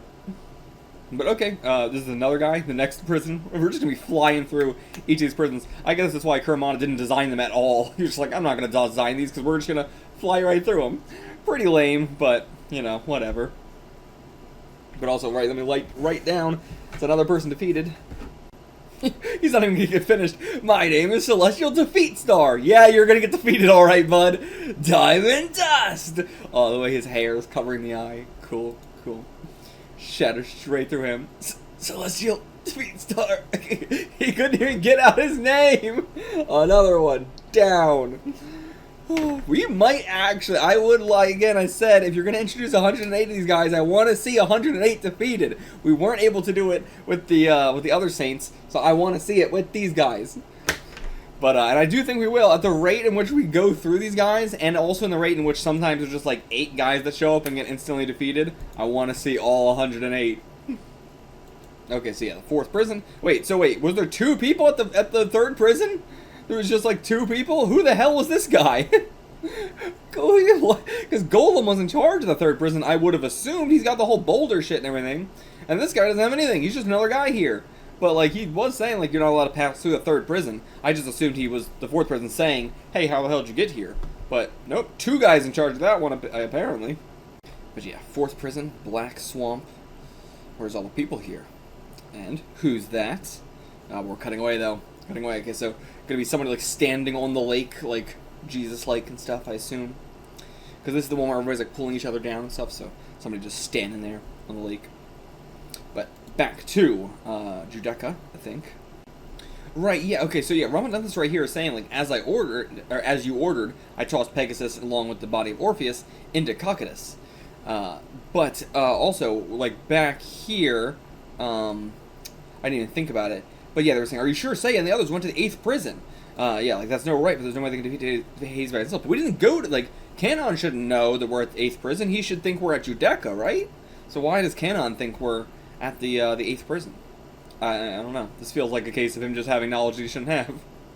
And yeah, how is Lord Hades? So, like, was Lord Hades just Shun the entire time? Is this not like he looks like him, but he just is him? I don't know, because, like, you know, they're not like, oh, he's been possessed or anything. Like, you know, we said possession sort of thing, but I don't know. But yeah, shed all the armor and that, back on his throne. But is it just been him all along? I don't know. And I do like that they're all winged beasts here. Even like Minos, who you'd expect to be more like a bull, is also just a winged creature. And they are saying this is just like Knight Andromeda was Lord Hades. Not he looks like him, not he was possessed by him, he was Lord Hades. Damn. But Ramadanthus is like, no, I don't know. You know, he's sworn fealty to Athena, weathered many battles despite his youth, true knight, but now he comes here, claims to be Lord Hades? I don't know. Only a few specters know what Lord Hades looks like. But who or what was that figure we always saw sitting on the throne behind that curtain? Yeah, if this was him the entire time, who was behind the curtain? There's always one other guy fucking up shit behind the scenes, doing crazy shit. And, you know, you would expect it to maybe be like Ramadanthus just because he was the most prominent one, but perhaps not. Maybe it's one of them? Maybe? I don't know. Maybe it's Lady Pandora? Don't tell me the figure we've been seeing wasn't Lord Hades. And who was it? But yeah, they're all 3 freaking out, so I don't think it's any one of them. You know, if it was going to be anybody, I thought it was going to be the 2 of them or Lady Pandora, but I don't even think it's Lady Pandora. Or maybe Lady Pandora is involved with it, but she's not the one who was sitting. And that's at least what I'll say. And yeah, like, she is the go-between. So, again, I don't think she was on the throne, but I think she was setting something up. And do not indulge in unwise speculation. Yeah, direct your energies towards capturing Athena and slaughter any other knights who have wandered in here. And yeah, like they're saying, yes, my lady, but they're going to have that doubt in the back of their head. And it's going to make them weaker in fights. Okay. They showed up to a raft here. Oh, okay, like, yeah, this is the guy on the river, or not the river, the lake. And yeah, how did they get by on the river Acheron? Because they wouldn't have gone before us, or else, you know, Charon would have known and everything like that. So they must have gone after us, which means I guess we didn't defeat Charon bad enough. Like, you know, he could just keep doing his duty. You know, he probably need that to be the case. But yeah. No toll, it's your right for free, but only after you're dead, of course. I guess we can't just negotiate a fee, huh? Okay, they can be a little bit goofy. So, but, you know, maybe that isn't why we wrote them out. But alright, hit him with the Roton's Dragon, Rising Dragon Blow. Oh, but this guy, a lot more impressive. He actually just blocks it. Didn't even budge an inch from that. And what's going on with his face? But alright, Diamond Dust as well, but he blocks that too. Bam! Bam! The Celestial Crime Star. Lycaon. I might have to look up how to pronounce that one. Spectre. Phlegyas? Phlegyas? I gotta look up how to pronounce both these. Oh, okay, like lichens. Okay. And it's Lycaon. Lycaon. Or Lycaon. But okay, so like the animal will be, you know, more closer to Lycaon, as I was saying, but then this is, what was it again? Lycaon would be the, like, actual person, Lycaon. Okay, try that. And then what was the other one? Okay, so this version of this whatever seems to come from the Dante's Inferno version of Hell. I mean, I assume a lot of this probably comes from the Dante's Inferno version of Hell. But I don't know how the fuck to read that one, so... Okay, simple. Phlegyas. Just Phlegyas. Okay. So, okay. The Celestial Crime Star, not Lycaon, Lycaon? What the fuck was that? I might just say Lycaon for this one. It's a lot easier to say that. Lycaon, Lycaon would be like the best pronunciation of it. Even not for the mythical person, but for the creatures. I don't care though. I'm Celestial Crime Star, Lycaon, Spectre, Phlegyas. Oh my god, I instantly forgot. Lycaon, Spectre, Phlegyas. Jesus, that's going to be hard for me to remember. I don't know why I have such a problem with this one specifically. Lycaon, Phlegyas. Oh, Jesus. Okay, I might just stick with Crime Star. Why is this so hard for me? Lycaon, Phlegyas. Lycaon, Phlegyas. Phlegyas. Alright. But, so he does a Howling Inferno, breaks through both of our moves, straight into our chest, pounds us, and then bodies flop onto the fucking raft. Canon just sat and watched. And then Canon just kicks it off and sends them to the next area. Alright, he's going to stay behind and fight. But does that mean he's not going to be able to make it over? Or is he just going to have to, you know, walk his way through the bog? Get on after I've defeated you. Okay, so he might just jump to it or something. But, Howling Inferno! And yeah, the Lycaon behind him. Once a knight is seen. Not even. Okay, that's different. I thought it was like, you know, the same move can't be used against a knight twice. Now we're saying once a knight has seen a move, it doesn't work twice. God, maybe we did say that before, to be fair. But also, the fucking, like, why do you have side mandibles? But okay, was it that easy? What? Was it that easy? Forgot to ask him how long it takes to reach the prison. Oh well, too late now. Okay, seems like it's that easy. Another one down. I'm just doing tallies and I've already got fucking marker marks all over me. God damn it. Oh yeah, Pandora. Lady Pandora just stabbed him with a fucking spear in the box. That's right. That was goddamn Hades. Yeah, my gentle, pure-hearted king. Again, this, like, you know, maybe Hades is not as bad as we thought, but also, you know, the Underworld, but again, it could be all the other people and not just Hades himself, especially if he's not been here. And my darling little brother. Okay, I assume you mean that in a like a much more of a direct way, like a blood way. Goddamn. Okay, deathmatch in the 5th prison, but you know, basically every single one of these cover pages is the same. But yeah, just I don't know. I feel like we're gonna have to get more information before I say anything about this. Like, you know, what is the situation here? Like. Or do you mean this in, like, the Hades way? Do you mean, okay, you might mean this just in the mythological way. Like, in the same way we saw Athena's brother in one of those movies.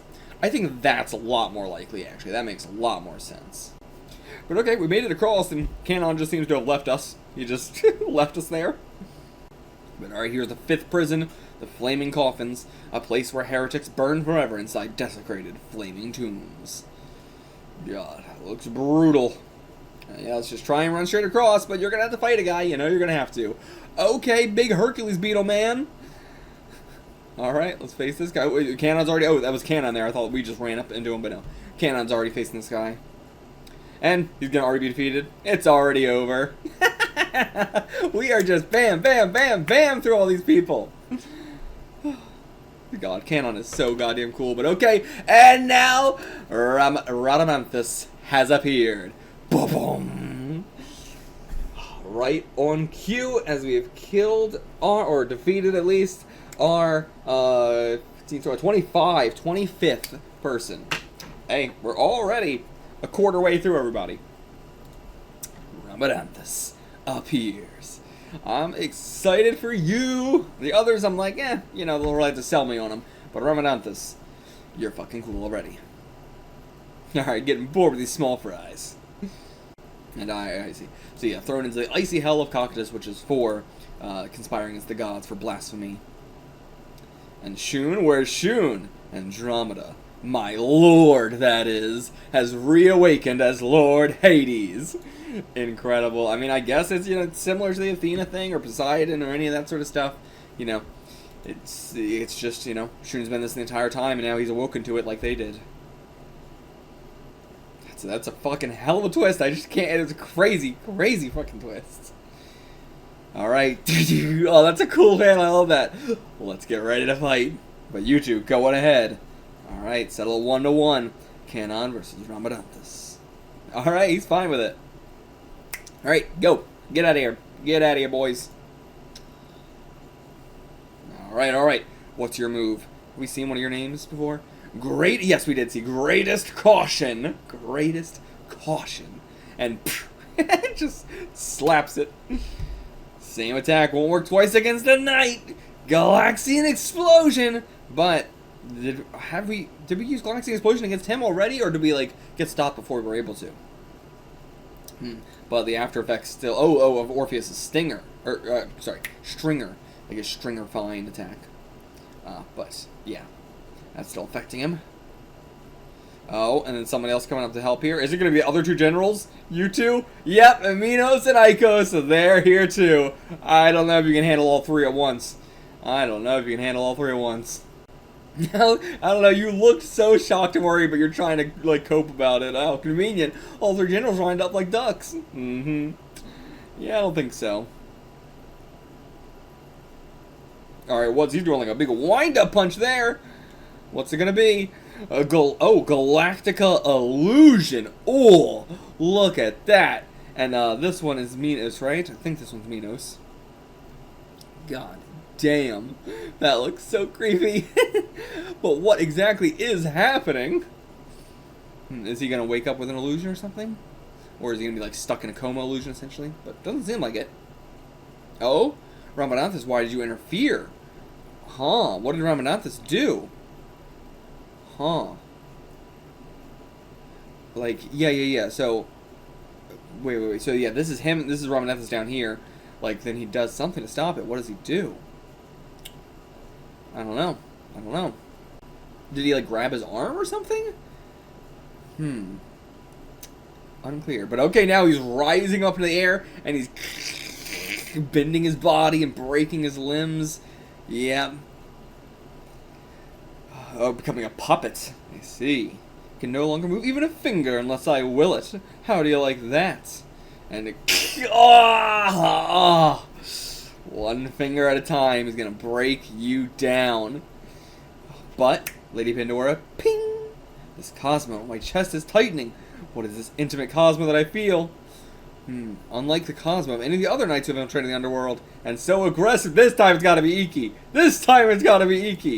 He's come to reclaim Lord Hades! This silhouette's incredible.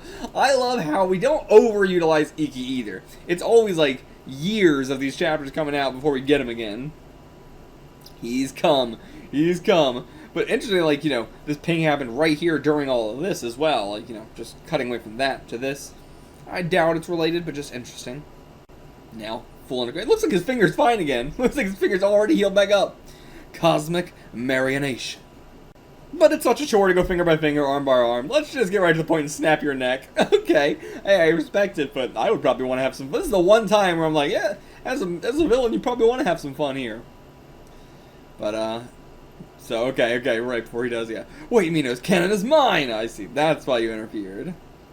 But, it's over. Snap. But, all the strings snapped, not his neck snapped. What? And we still are not hitting Minos or Ikos' face. Who just interfered? Okay, so maybe it is Ikki. He did interfere with this as well. That's why she felt it. He was interfering with this, and he's also coming to Judecca. The immortal bird. Oh, this fucking silhouette's so good. Phoenix Ikki. Awesome. We're getting a close-up shot as well. Those eyes. No, he's not even cocky anymore. He's just gonna fucking stand on business. That's all it is.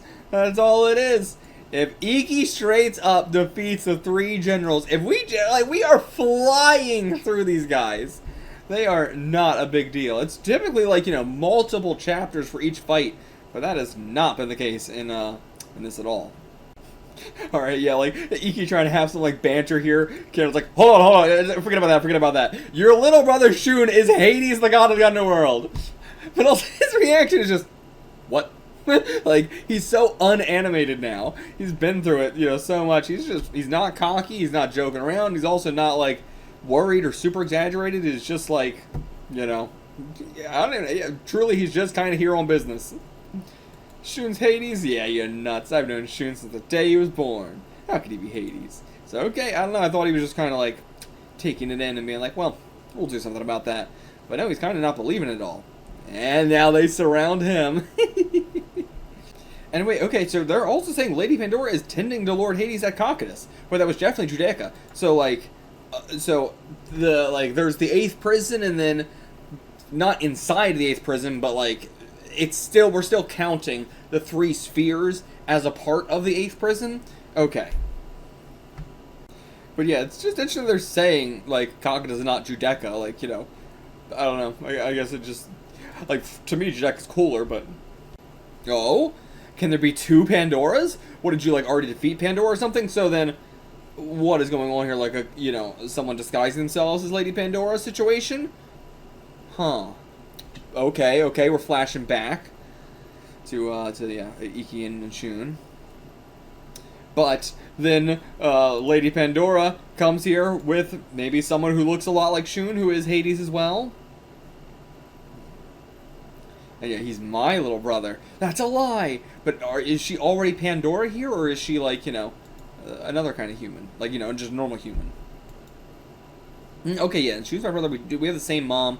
Maybe we did know that they were like, I don't know if we knew they were actually blood related. Maybe we did, and I just forgot, and I just, because everybody else, I guess everybody's blood related technically, but like they also have the same mom, so like they're more even connected than everybody else is.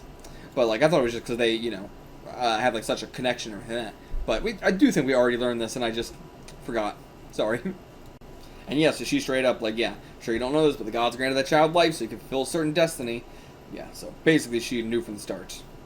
And now he's been merged with this soul. And okay, just the universe. That's the soul? A universe? I completely forgot about that night. What happened there? What the fuck happened there? What? We're gonna merge his body with the universe.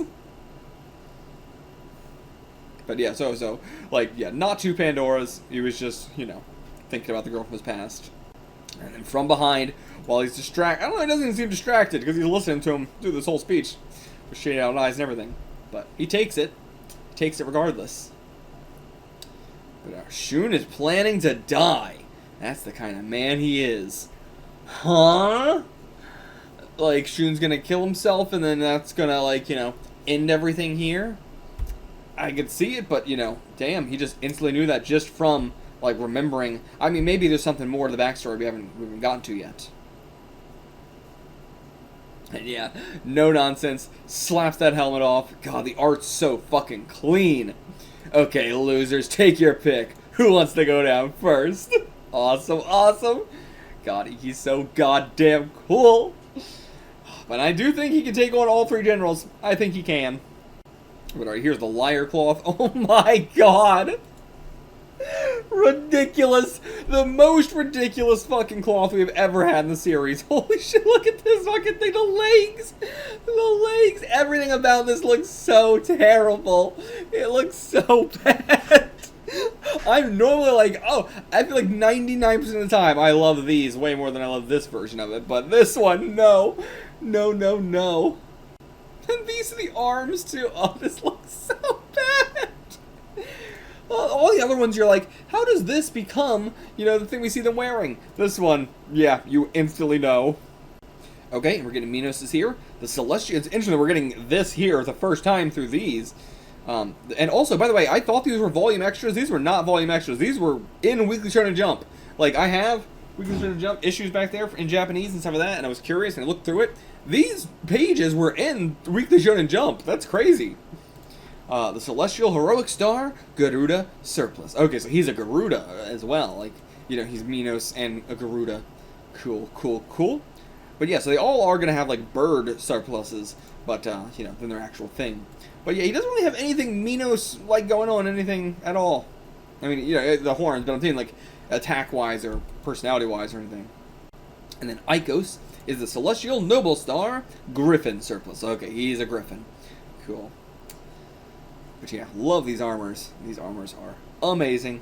Amazing. And then, okay, we're gonna get yours, the Celestial Crime Star, Lycaon surplus. Yeah, yours is not too interesting. And I do like that, again, the generals have this vibe, like the gold armor to the silver armor to the bronze armor with our knights. Look how covered they are. And then look how covered this guy is. He's got armor, or he's got, skin showing and yada yada. Like, I do appreciate that, that's consistent for the Spectres as well. I assume, like, well, he's a Celestial Star, to be fair. And, like, so it's not, like, by rank. Like, there's the heroic, like, Celestial, okay, well, yeah, all three of these are Celestial, but yeah, he looks like it shouldn't be Celestial. It seems like it should be lower, but... Okay, we're gonna get the losers, too. Alright, get the Golem. Look at this fucking thing. Celestial Angle Star, Golem surplus. Oh, this fucking ridiculous guy. I love the more ridiculous ones so much. His head's just, like, in his fucking shoulders. And then the last one here, Celestial Defeat Star, Troll surplus. He was just a troll. You were just a literal fucking troll.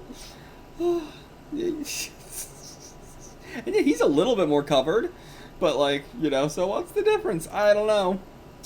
These are all in such like funny poses. Not like this one and this one, such funny poses. All right, on to the next volume. Ooh, okay, just Yoga here on the cover. Just Yoga with some ice behind him. And then let's try and zoom in a better to this one. Knights is getting close to the end, and I just had my wisdom teeth extracted. 2 hours of deadly struggle. The anesthetic didn't work very well, so it was really painful. Ugh, that's awful. That's awful. And by Knights, does he mean Saint Seiya? Because it's only, it's only Knights of the Zodiac in, it wasn't like French originally, and then it became like the English title as well, I believe. But is that what he means, or is it something else? I don't know. I guess he's talking about another one here, so like, come to think of it, my wisdom teeth started bothering me around the end of Ring Nikakuro 2, and I just had to have some of them pulled. Guess my teeth always torture me at the end of a super hit work. That is a bad curse to have. Bad curse to have. Oof. Big oof. Oh, okay, we're actually getting an updated map with everything that's been going on. I guess we're also seeing like all the fights we did have. Alright, strap in. Let's go over this one. So we start here with Seiya and Charon, not with Shun here though. But after struggling against the avaricious ferryman of hell, Seiya decides to battle with a raging meteor punch. So I guess we're just saying like who beat each person perhaps. And then the gate of hell. Then we go over to the first prison with Seiya. Okay, now we have Seiya, Shun, and Rene here. I mean, Shun did help, but he also helped against Charon. So if we're not saying the final fight, then I don't know. Then, oh yeah, down here, Balron's whip takes on Shun's chains. Shun is apparently beheaded, but turns out to be Hades. Rene goes half mad. I mean, I thought he died.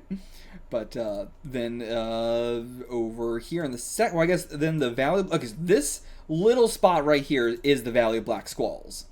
So then it was Charon, Ramadanthus, Rene, a bunch of other guys as well. Charon easily defeats Rene. Then, okay, but I guess that's where we're saying. He went mad here, and then he was defeated there. Then prepares to battle Ramadanthus, but it was interrupted. I'm surprised I didn't say that. Then the second prison here, Seiya, Shun, and the Pharaoh. Pharaoh's magic harp pushes Seiya and Shun towards the abyss. And then, Pharaoh and the Orpheus here. Orpheus decides to battle as one of Athena's knights once more, and he blows Pharaoh away. In the Field of Flowers. Then to the third prison. Where are we? Over here. Shiryu and Rock. Kanon, Shiryu, and Hoyoga are hot on the trail of Seiya and Shun. Shiryu takes Golem down with his Rising Dragon Blow. Then we move to the fourth prison. And that is here. Kanon against Lycaon. Lycaon. Yes, Lycaon. Lycaon's attack disrupts Shiryu and Hyoga with a single blow, but it's completely ineffective against Kanon. Then to the fifth prison, which is right here. Is that... is all of it? All of it's pointing here? Which one do I read first? I don't know. Also Hyoga and the Troll here as well, which is also there. Troll, the second Spectre guarding the third prison, falls easily to Hyoga. Then, Charon destroys the celestial unsightly star. Unsightly star? He said defeat star before, but now unsightly star. While Shiryu and Hyoga are unconscious. Then Charon faces Rhamnithus for the second time. Minos and Ikos join the fight. Then Ikki arrives in the underworld as Charon finds himself in trouble. Ikos attacks Ikki. Then we got all the other shit going on. And meanwhile, in the 8th prison, Cocytus, I don't even know that's how you say it, I should probably look that up. Seiya is buried alive in an icy hell that stretches on forever. What is this place? Then at Judecca, we have Rhamnithus does not fall to the meteor punch. Then something strange happens to Shun. Orpheus launches his death trip serenade, but falls to Rhamnithus. And a fearsome reunion between Shun and Ikki. Hades possesses Shun. A fearsome reunion between Shun and Ikki. That's something we're about to do, not something that's already happened. But and it's not even pointing to anything. I guess Ikki and Hades right here. Yeah, so I guess it is just pointing to something that hasn't even happened yet. What the fuck? But this is the beginning of a chapter, I think. No, okay, that wasn't the beginning of a chapter. It was another volume extra thing, so. Oh, a little bit spoilery, but, I mean, we all knew that was going to happen. Alright, collision. Garuda versus Phoenix. Oh, the birds versus the birds! I didn't think about that! Oh my god, it's the birds versus the birds! Hell yeah. And I like this image a lot more. Most of our images have been very generic. You know, they haven't really shown the location we're at, but this one's basically the same, but it actually shows the location. Alright. Garuda takes him on first. The celestial heroic star, Garuda Ikos. And now we get to see his face. Not so cool, your helmet knocked off. Alright, goes past him, but too slow for him. And then just right in the stomach. But why can't we keep up with him? Garuda flap! That just flaps his wings up. Sends us rocketing through the air, maybe out of the underworld. And then X marks the spot. In 3 seconds, he'll plummet to his grave. Right here. Damn. Big ass meteor. But he's gonna crawl back out of there. Do it again. Garuda flap. Once more. And this time he'll perish in this spot. 3, 2, 1, 0. Where'd he go? Where'd he go? It's like he sprouted wings and flew away. Watch out, Ikos! He's coming down on you. So did he like walk over to it and lean over it? Or did Ikki just come down, change his trajectory, and hit him right in the back? And like, how did Ikki actually stay up there? The spot you marked was your own gravesite. Same attack won't work twice against the knight every time. I always forget it, but it's so consistent in the series. It's crazy how consistent it is, and yet I forget about it every fucking time. Just because I'm so used to, you know, every other series. Alright, yeah, you think you defeated him? No, not that easy. These guys, I assume, will take multiple chapters. Alright, you want a real attack? Here you go. Take this. Galactica Illusion. Alright. But this is Ikki's specialty to get out of. This is the shit that Ikki gets out of the best. If it was a physical attack, that'd be harder for him. But an illusion-based attack, or a space-based attack, or a time-based attack, that's his specialty, baby. But I don't even know what Galactica Illusion does. It doesn't seem like it's like the other sort of galactic powers. It doesn't really, you know, seem to be as strong, nor does it have, I don't even know, like, what is the illusion? You just, like, look at, you know, just look at this for a second. That's it. You just look at it. But yeah, now, like they both did like the ha, I defeated you. But like, no, you can't bet on that. Yeah, no matter how many times you beat Ikki, he's gonna keep getting back up, stronger each time, like a phoenix. And now back to Judecca. The ping and then the ping to her as well. Oh, but the ping of awakening. Shun has awoken back up. Well, not Shun, but Hades. This aggressive Cosmo, I sense. But yeah, if there's anybody who's going to be able to pull Shun back, you would assume it's going to be Ikki, but I don't know. Will even Ikki be able to do it? But yeah, Phoenix saying Phoenix. Does it spark anything? Red Hot Fire Cosmo feels familiar. Bring this Phoenix to me! Okay. But yeah, this is a very interesting fight. This is just like, you know, we're not doing a whole lot of moves. We are mostly doing just a lot of speed-based stuff. But okay, now Ikki's outstepped his speed. Alright. You want your faster. But, whoa, with just one finger. Just a single finger. That was less than a mosquito bite. Yeah, you think. But I don't know. Okay. Maybe it's a delayed thing, though. But Galactica Illusion. It doesn't seem that cool. Nope, but doesn't even affect him at all. And yeah, same attack's not going to work twice. I mean, it doesn't seem to really do anything the first time. Alright, do it right back at him. Shatter his own illusion. Shatter his body to a million pieces.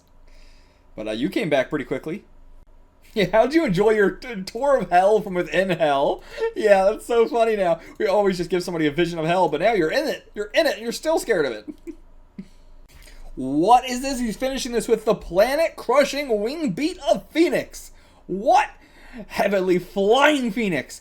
Is that one new? I feel like I've said this before with Ikki too, and some people were like, no, he did use that one before. But is this one new? I don't remember this one. Heaven flying Phoenix. But maybe he did. I mean, we get Ikki so infrequently that it's hard to remember what all of his attacks are. But alright, even they're omitting it. Ikos is down that time. Alright, yeah, you two want to do this together? Come on. Ramadanthus, he's not even fucking facing... Or sorry, not Rene. That's Minos, actually. I thought Ramadanthus was just not even facing us, but no. Minos, just trying to fucking aura farm. But, what? He just disappeared. Okay, is this like Pandora, like summoning him? But alright, so we're not going to take down all three of the generals right now. This arc's very interesting, because, like, we jumped straight to the end, but then we were, pulled back away, essentially. We jumped straight to doing the three generals, and we're pulled back straight away, so. And Ramadanthus just keeps getting away with it. Keeps getting away with not having to fight. But alright, yep. Just teleported him here. Okay, you could just do that. I mean, we've had teleportation in the series before, but it's so infrequently used. Alright, the greatest eclipse. The greatest eclipse. Oh, is that like, Shun and Hades? Like, Hades has over, like he has eclipsed Shun fully. But okay, yeah, so what can you do, Pandora? What can you do? Because, like, you're not one of the generals or anything like that, but, I expect big things from you, regardless. But I could have also said the same thing about, like, Mermaid, and she didn't do shit. And yeah, tell me the rest of the story. What was supposed to happen that day so long ago? Okay, so I can't blame you for forgetting. I placed a geist on you and we parted to dim your memory. Okay, so there actually is like a plot reason for why he, suddenly remembered. And probably also why he was like, was there two Pandoras? Like, he's had this placed on him. So the most you recall is simply that we met. Okay, let's restore the rest of the memories. This is a great way to do it. Like, this is just something that happens in every fucking series ever, where it's like, oh, you've probably forgotten that thing, because I, as an author, didn't come up with it until just now. But, like, having, just be like, actually, I purposely made it so you couldn't remember. Like, I've seen that in other stories, but, I like having a plot reason for that. Also, Pandora just looks great here. She's been, like, so, generic looking for most of this, but I actually really like her design here. Alright, go back to that day. The universe inside that bundle. This is the soul of the god of the underworld, Lord Hades. That's just Hades' soul right there. He who rules all life across the entire universe has descended upon this earth for the first time in over 200 years. When Lord Hades reawakens, he always merges with the body of the purest human alive. Your brother was selected to provide my Lord's flesh. Love that. And I'm really excited for what the hell we're going to do with Hades, because he does seem like a pretty good guy. But that could also just be all to pull the rug out from under our butt later on. But also all the animals here within this. Cool. All life across the universe. But yeah, even from like, was Shun fated to be, what do they say? Like, just the purest human. It's like, was Shun fated to be the purest human? Or, or like, because he's a baby here. How are you saying he's the purest human? So it's gotta be, like, it's a destiny thing, as she's saying. Like, this is he will go on to be the purest boy. And just seeing little Ikki protecting Shun. I just love every time we get little Ikki and little Shun. But what is this? What are your powers? Again, a paralyzation sort of thing. Oh, it's it's like Shun's electrocuting me. Okay. So, like, yes, she's activating something within Shun, causing Shun to electrify him. What? Even my whole body's being ripped apart via this electricity. I'll never let him go. But, have it your way. She, like, shoves the thing. And, or maybe she wasn't. Maybe she was just saying that. But, what is this? Whoosh. Looks like she's, like, moving forward. But he withstood it. He withstood all of it. And he only let go in the end. But, I mean, he's still holding on. But you know what I mean? He's not both handing it. Look at this pure little boy. But yeah, I shall raise you as my own brother until you're grown. So, like, what's going to change? What's going to, like, you know, cause her to have to be like, okay, I'm going to have to just do this, but then leave you with Ikki. This Cosmo. Can't even get near it. Okay, can't get near him, much less touch him. Super, super strong aura. I mean, again, Shun is supposed to be the strongest out of all of us. It's just that he's a pacifist. And even if you kill me, I'll never give Shun to you. That's where the Phoenix started. It's always been within him. And yeah, I can't risk harming my lord's body, so can't do it then. But yeah, still got a decade, so you're just going to wait. So did you already do that now? Like, did you still have this soul and you were just waiting until the correct time? And now that Shun's down here, you know, that's when he got possessed. You just went like, and just, you know, shoved it into him or whatever. But then she also, like, sparkles something. You know, it seems like she just, like, scooped out some of the soul and sparkled it or something. I don't know. But, maybe she, like, sparkles it onto the pendant, so it's not in Shun, but it's in that pendant. Because of the pendant, you can't evade me. Interesting. Because, like, you know, no matter where you try and hide, by the time we draw on the soul of Lord Hades, that just seems like more of a fatalistic, you know, sort of destiny sort of thing. But if it's the pendant, that kind of sort of takes away from the destiny aspect of it. But now back, that pendant seems to have done its job. And yeah, the pendant I made Shun wear, thinking it was a keepsake for a dead mother, was really the chain binding Shun to Hades. But you could have never known. And it's written right on the pendant. Maybe you could have known. Yours ever. I am yours forever. Okay, yes. But your brother's body is the property of Hades for all eternity. And, like, I like that. They didn't know. They were just like, I don't know. Maybe it's your mother's. No, it was not. But I also love all this. When this chain first came up, when this pendant first came up, I truly just thought it was like a random thing for Charon, and that's it. We weren't going to bring it up past that. But no, I was wrong. Okay, so the thing they saw behind the curtains was simply his soul. Every once in a while, his soul appeared before the specters in the image of your brother. Damn, he's got a powerful-ass soul, though, to be able to appear physically like that. Maybe not but an illusion of physicality. But again, this seems like it's a zap. This seems like the same electricity that he was saying coming out of Shun and everything like that. But, so I assume this was just her doing the whole time. And yeah, surprised even her. See the child who was supposed to become Lord Hades invade the Underworld as one of Athena's knights? Yes, drawn to the soul, though. Drawn to the soul. As if Shun came here to defeat Hades. He was born to become a knight, not to become Hades. I mean, he was literally born to become a knight, but I wish, you know, I wish these guys got to have nice lives.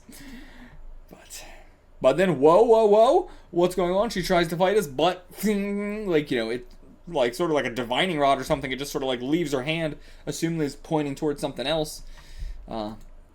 Take this, Hades! Okay, he's just going right past her, straight to Hades. I don't know what happened here, then. And then, yeah, okay, just grabs the thing. Well, I don't know what he did. He goes, like, reaching for it, and then it shatters. Huh, I don't know. Okay, so he didn't, like, break. It looks like it's shattered into a bunch of pieces here. I'm not sure what all these pieces, what is these pieces if it's fine here? I don't know. But it seems like he ripped it off, threw it on the ground, picked it back up, shattered it. What is this sequence? What is this fucking sequence? It's like he rushes, you know, Pandora brings out this thing, it gets moved, he assumedly goes past her, but, like, we're not gonna get a panel of that. I think this definitely needed some, like, more panels to this whole sequence. And then, I don't know what the hell happened here. There's so many big pieces of it, and it looks like it's shattered, you know. And then, this, I assume, is, like, the string or something? Did he, like, slap it off or something? I don't know. But it seems like he grabbed it, threw it on the ground, picked it back up, and then crushed it. Seems so weird. But, Hades, I just pulverized the fetter that bound Shun to you. Get the fuck out of him. Yeah, get the hell out of my brother's body. Or I'll drag you out whether you like it or not. But now, what is also... He's all the way back down here. He didn't go past at all. So what the fuck happened there? Because, like, this is a grabbing kind of motion. But even if it's not, if he did, like, a punch or whatever, then, like, how did it get all the way over to us? How did it land at our feet? What the fuck was that sequence? And, like, yeah, like, she, held out her, like, staff and everything. Where the hell was I? Held out the staff and like, got, like... But we weren't even, like... Actually, we moved kind of further back. It seems like we moved further back. Yeah, we definitely did, 100%. What the fuck? But, okay, he just fucking backhands her. Jesus Christ. Alright, guess she's not going to be anything. She's not going to be a threat at all. I'm an equal opportunity fighter, ma'am. Oh, he just called her ma'am. Even if my opponent's a woman, she's evil, I'll take her down. And then goes to stab straight through her. Okay, Jesus Christ. That's like a pose you do with a guy, usually. But I like her design a lot. It's very refreshing. And then goes up and slaps Shun too. I'm an equal opportunity fighter. Everybody's getting the fucking hands. But I do wish any of the fucking women in the series could do a goddamn thing. And he's just... Love it, love it. You're raising your hand against the god! It's my brother. I can beat my brother all I want. But you're just bruising your precious brother's skin. Yeah, you're not reaching Hades at all. Nothing except the death of Shun's flesh will get him out of there. I don't know. I feel like, our powers are pretty attuned to this kind of thing in particular. I mean, you can try and shred us to bits, feed our corpse to the dead, but we're just gonna get right back up. But alright, Hades, I ain't finished with him yet. Alright, listen closely, Phoenix. No matter how hard, it no longer matters how hard you might strive to save the earth. Soon your world will be plunged into eternal darkness. The sun will never shine upon it again. So yeah, it doesn't seem like he's good at all, not at all. By my mighty power, all the planets and moons in the solar system are moving into an alignment known as the Greatest Eclipse. Okay, that's what it is. They're all lining up. Earth's own moon will block the sun's rays. Foolish humans will think it's an ordinary solar eclipse, but it will continue for all eternity. Yeah, just sending us to pitch black. But why? Why do this? To just kill off everything and restart? Classic like that. Most likely our Earth went through another great ice age, similar to the one 1,000,000 years ago. All plants will wither, all animals perish. The Earth will be transformed into a world of darkness and ice. Cut off from the sun's life-giving rays, the world of the living will become a second underworld. Okay, you just want a second underworld. You're just trying to expand. You're just trying to get more land. You're just a fucking colonizer. Hades the colonizer, not what I was expecting. Alright, Ikki's punch of lamentation. Not even Athena can stop us now. The greatest eclipse is just hours away. Love that we got a new, fresh apocalypse each time. Yeah, don't waste any more of your blood. Just sit back and quietly await your death. And hey, what's more of an end to, the Phoenix than an ice age? And yeah, if it's true, just one more reason not to give up. Alright, okay, hey, I love that! I love that! Alright, if I can't beat you, let me change your mind. Hell yeah! Awesome, awesome, awesome. And Pandora's like, what? It's a good strategy. Oh, let me change your mind by taking you down. Okay.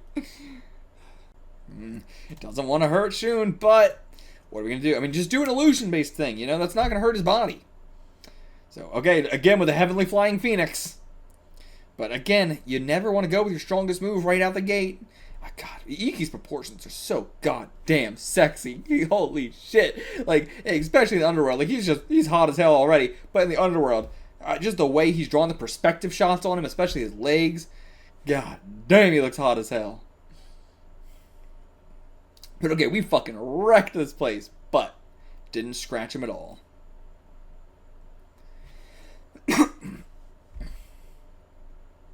And Pandora's still trying, but every time she tries, stop it, Pandora.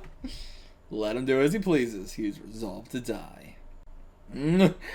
Ikki, we just had the battle with the fucking generals where you were like, you idiots, you can't move the same. I guess too there. The thing is, you can't use the same move on a knight twice. Yeah. But Shun though, it would normally work against the Spectre twice, but against Shun, it's not going to work twice. Or he's just going to stop it regardless, like, I I mean, same thing, you know. Yeah, go bury it where you please. Yeah, right. Yeah, right. He's right back up. He will never go down. And he's the immortal Phoenix. It's in his goddamn name, Pandora. Come on. Yeah, was that really a god's power? Pretty weak. He's really egging him on. But hopefully, the more he bashes us, the more he batters us, maybe Shun will be able to come out, be able to pull through. And again, back up. It doesn't work, no matter how many times you may try. Okay, but Hades has been holding back. Gonna go full out now. Body will vaporize, leaving not even a trace behind. Does not matter. You can reduce us to ash and we will rise. But before he can, something else. Is this Charon, Shiryu and them reached here already or something? Oh no, okay. What's happened to me? My flesh defies my will and refuses to move. It's Shun. He's holding back. Shun's gonna kill himself. That's what he said. Yeah, Shun is gonna choke his own body out. Yeah, it's Shun in there. I can see Shun's soul. But, you know, Shun knows the only way to defeat this is to defeat his own flesh. Oh, okay, never mind. He's trying to hold him. This is your chance. Well, yeah, but still, you gotta destroy the body. Still gotta do that. Oh, damn it. He's actually doing it. He's actually choking him out. All these moves, and yet you can still get defeated by just being choked out. And Shun, you let Hades in on purpose. That way you could do this? He deliberately gave in to Hades just to bide his time until now. Okay, yeah, like, repress your will as well, so that way it's super strong when you need it to be able to fight back here at the right moment. Oh, incredible. Like Princess Andromeda, who offered her life to save her kingdom, he'll gladly offer himself up. Shun, the Andromeda Knight, always puts his life on the line in battle, so that others can be saved. He's the most selfless, most pure boy we've got. And yeah, you get it. Shun was never born to host Hades. He was born to be the Andromeda Knight. Oh, I thought he was gonna say like he was never born to host Hades. He was born to defeat Hades. But yeah, you know, like talking about the star sort of thing. He wasn't Hades. He was Andromeda. Okay. Is Ikki gonna be able to do it? Oh, this time Hades not there to stop her. Stabbed straight through the back, right into the fucking spine. It looks like. But goes to shove it in, and ping! Flings out of her hands. Is that Shun? Yep, rolling. Oh no! It's Ikki doing a rolling defense with his, I think, with his, these thingies. But actually, it could be still the chains. It just looked so much like Ikki's things. But no, I think that is chains, actually. Dang, I thought that was Ikki doing it with his tendrils. His, like, phoenix little tendril things. But that would have been dope as shit, if he learned that technique through his brother or whatever. But no, it is, in fact, Shun defending him.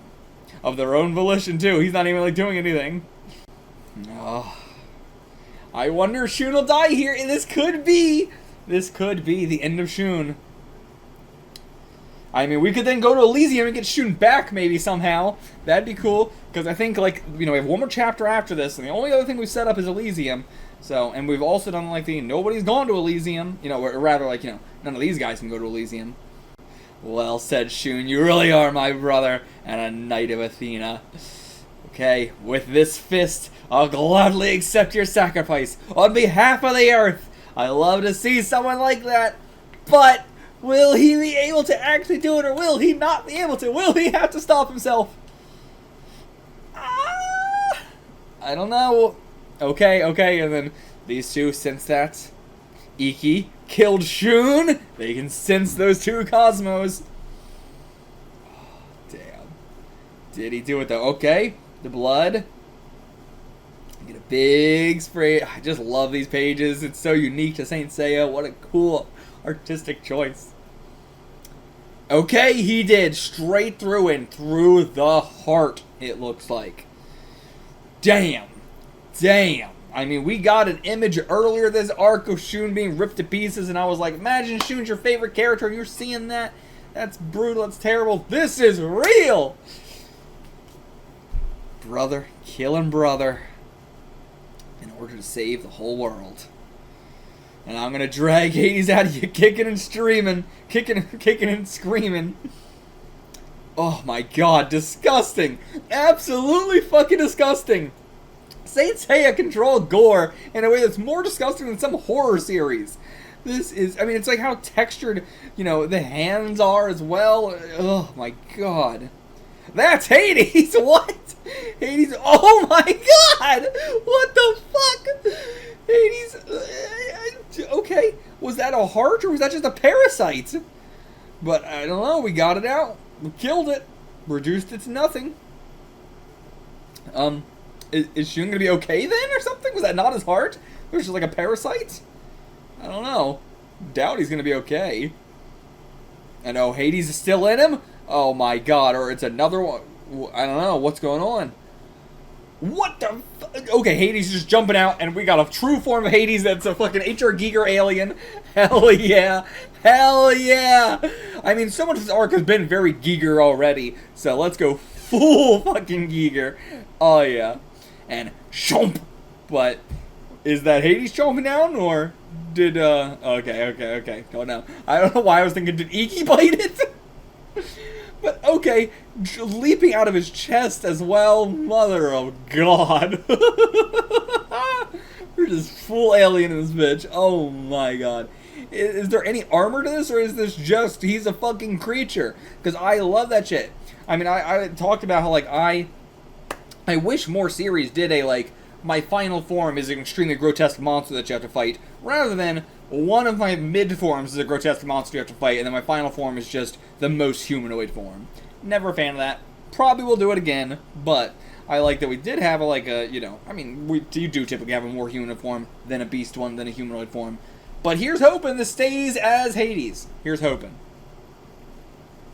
But alright, and then Seiya as well, he sensed it. And he saw it. I saw Ikki kill Shun. And then, what was that? And okay, yeah, doesn't remember anything, doesn't know how he got here, and it's frozen hell. But then, whoosh, what is that? What happened? Like, yeah, Hades is gone. So, Ikki stopped his blow, but his arm is badly injured. He held back. Wait, was that all just an illusion? Like, what the hell was any of that? But yeah, he couldn't do it. This one man's life means more to you than the billions back on Earth. It's rough, but hey, I'd be in the same position. One person's life means way more to me than the billions on Earth, and I would always save them over billions. And yeah, you just wasted your one slim chance. But Shun's hair, it's turning jet black. Hell yeah. Just like when Sokka turned evil. And now the body's done its full transformation, down to the last strand of his hair. But then what the fuck were we just watching? What the hell was all that with the fucking beast? And now hits him with something. I don't know, just not even an attack name to this one.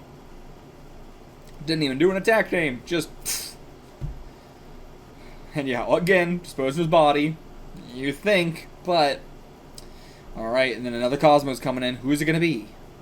The death match in Cocytus. Let me look up how to pronounce that. I'm pretty sure I'm getting it right, but... So in English, it's Cocytus, or Cocytus.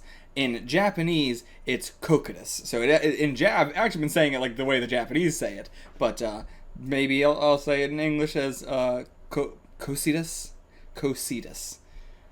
But yeah, there's a bunch of different pronunciations for it that are all apparently correct, so it's whatever you want. Cocytus, Cocytus. Cocytus, I think sounds like which do I think sounds cooler? Cocytus, Cocytus, Cocytus. Honestly, I like Cocytus the best, but you know, I don't know. I'll try and say Cocytus. And Pandora actually thinking Ikki. Got some hidden thoughts in there as well that you don't really want to be doing all this with Hades, do you? And okay, Valentine is here. But alright, Valentine's off to dispose of the body, even though Pandora was asked to do it. But yeah, so Hades has got a distasteful premonition that something's gonna happen. It's not gonna be as easy as he thinks. But now that he's been left alone, somebody approaches. I gave an order not to be disturbed. Remove yourself at once. I'm afraid not. Not after what I went through to get here. Canon? Nope. A Virgo Shaka. Okay, right. Yeah. I've not followed up on him at all. Completely left my mind that he's supposed to be down here and doing all this shit too. Come to take your life, Hades. Okay. Hell of a fucking upset. Was that what the premonition he had was? And now Ikki's down here too. He's just been tossed on the ice. Okay, yeah, now we're going to get a rematch between Pegasus and Valentine, hopefully. And yeah, it's like mostly everybody in this place is knights who have tried to go against Lord Hades. Just the pitiful remains of Athena's knights. Thousands, millions who perished in the battles of the gods in ancient times. Are these all the knights who died for love and justice?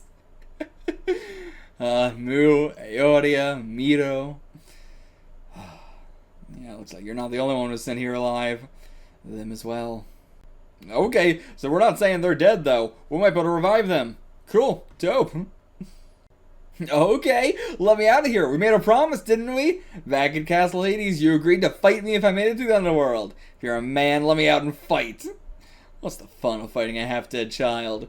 Come on, yeah, don't you want Athena's cloth? Okay. Yeah, you've been looking for it. Defeat me, you can have it. Come on. Okay, hell yeah, he brings us out. Awesome. And yeah, where is it? Here! Kah! Uppercut kicks him. Holy shit, Seiya! What a move, what a silhouette here. Incredible. Knock him on his ass? Nope. Gets back up. Great, and we're frostbitten all over. That's not good. Yeah, he should just whoop our ass here with all the frostbite we have. But yeah, once he kills us, he can just search our body, so just gotta defeat us. We're just doing so many kicks in this fight. Everybody's just kicking. It did it again! He kicked again! Alright, what's your move? What is this?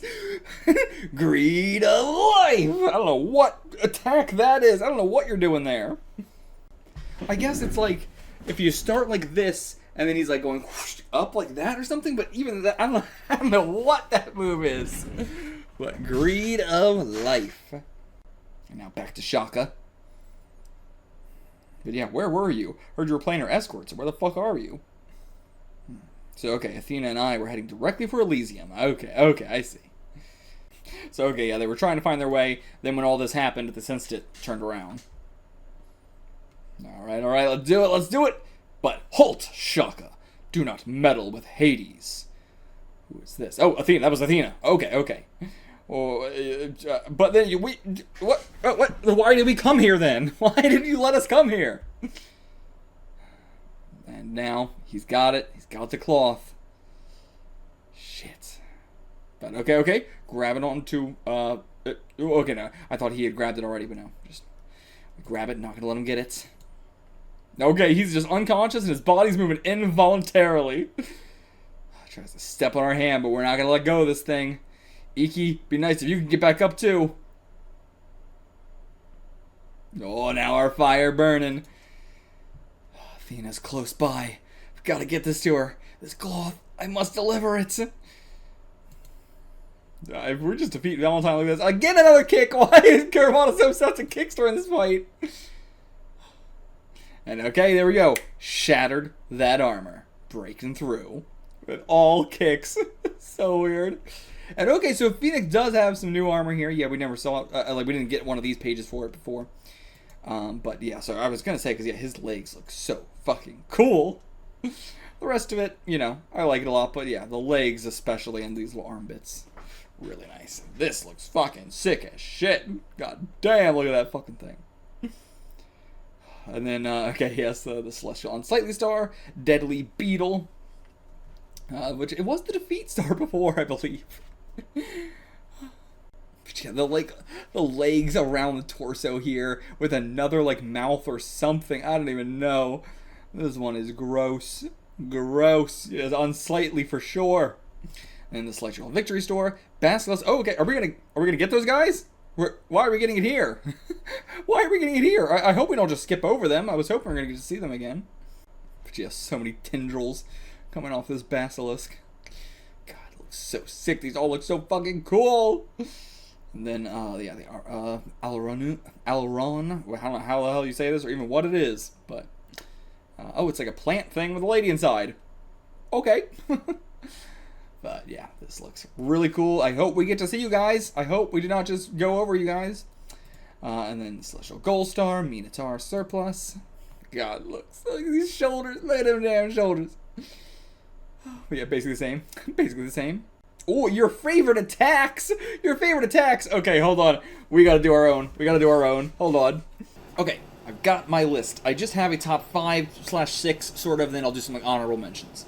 But also, I do think that, you know, I was talking about this with my fiance, trying to like remind me, like, you know, of a lot of these moves and stuff like that, a lot of these techniques and yada yada.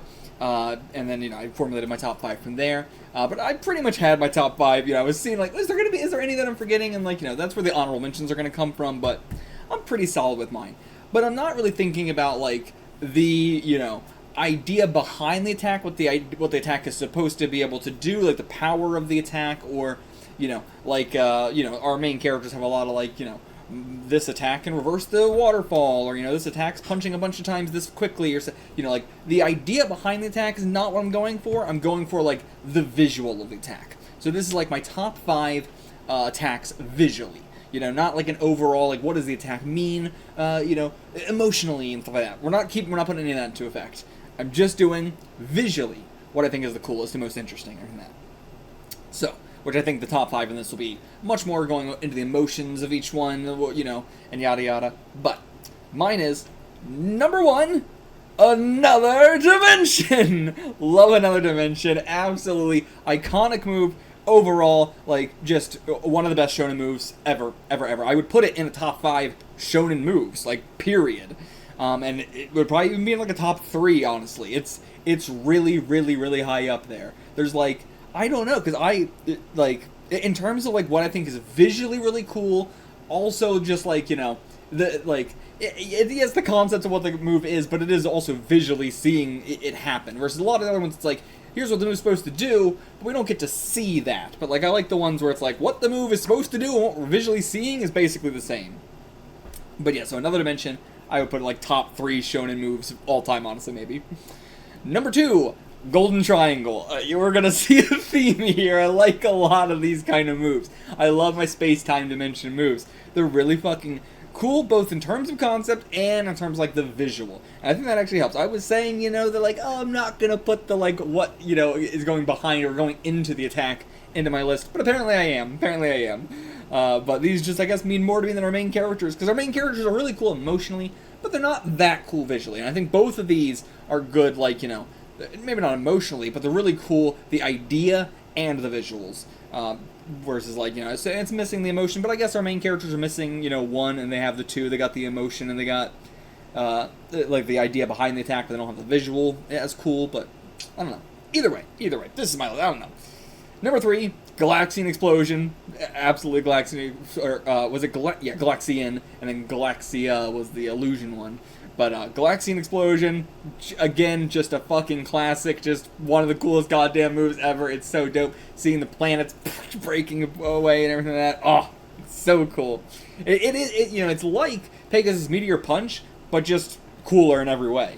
You know, and I think that's why it's like, you know, Pegasus Meteor Punch, it's cool, but, I mean, Galaxian Explosion's got it beat. I mean, I don't know what to say. Number 4, Phoenix Illusion Demon Fist.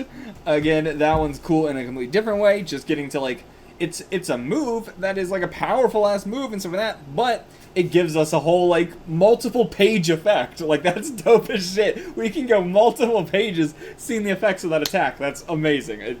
It's great. And, like, the visuals of throwing the punch, not exactly cool, but, like, you know, everything else that comes with it. And that's really what's coming to here a lot. But I would say, the Phoenix Illusion Demon Fist is the odd one out here in that, like, the page of him punching isn't as cool. Versus the other ones, the 2-page spread of them doing their attack is what I'm basing this off of, and that 2-page spread is just fucking cool as shit. Then, number 5 would be, this one was really tough. 5 and 6, I don't know which of these to pick from, and they're both from the same character, Shaka. Either the 6 Samsaras, where he sends you through the 6 Samsaras, the 6, like, you know, hells, essentially, or whatever. And then the Dharma of Heavenly Law, which is when he strips away all your senses. I have a hard time picking between those two. I really have a hard time deciding which one I like more. I might say the Six Samsaras. If I really think about it, I might say the Six Samsaras, but they are very, very close. So it's really like neck and neck there. I would almost say they're tied for 5. Some honorable mentions that I really like. Aurora Execution. You know I love Aurora Execution. We have Shun's Rolling Defense. I love Rolling Defense so much. I love, you know, I don't know if it has an attack name, but where he can send it through, you know, time and space. I think that's just a thing he can do, but not necessarily like an attack name. It's just like an additional thing. Then what else we got? Great Capture as well is just cool. You know, it's so simple, but it's cool. Curse of the Pharaoh, that was a dope one. That was a more recent one, but that was a dope one. I thought about Chimera from Poseidon, but I don't think any of the individual attacks are as interesting as the whole package put together.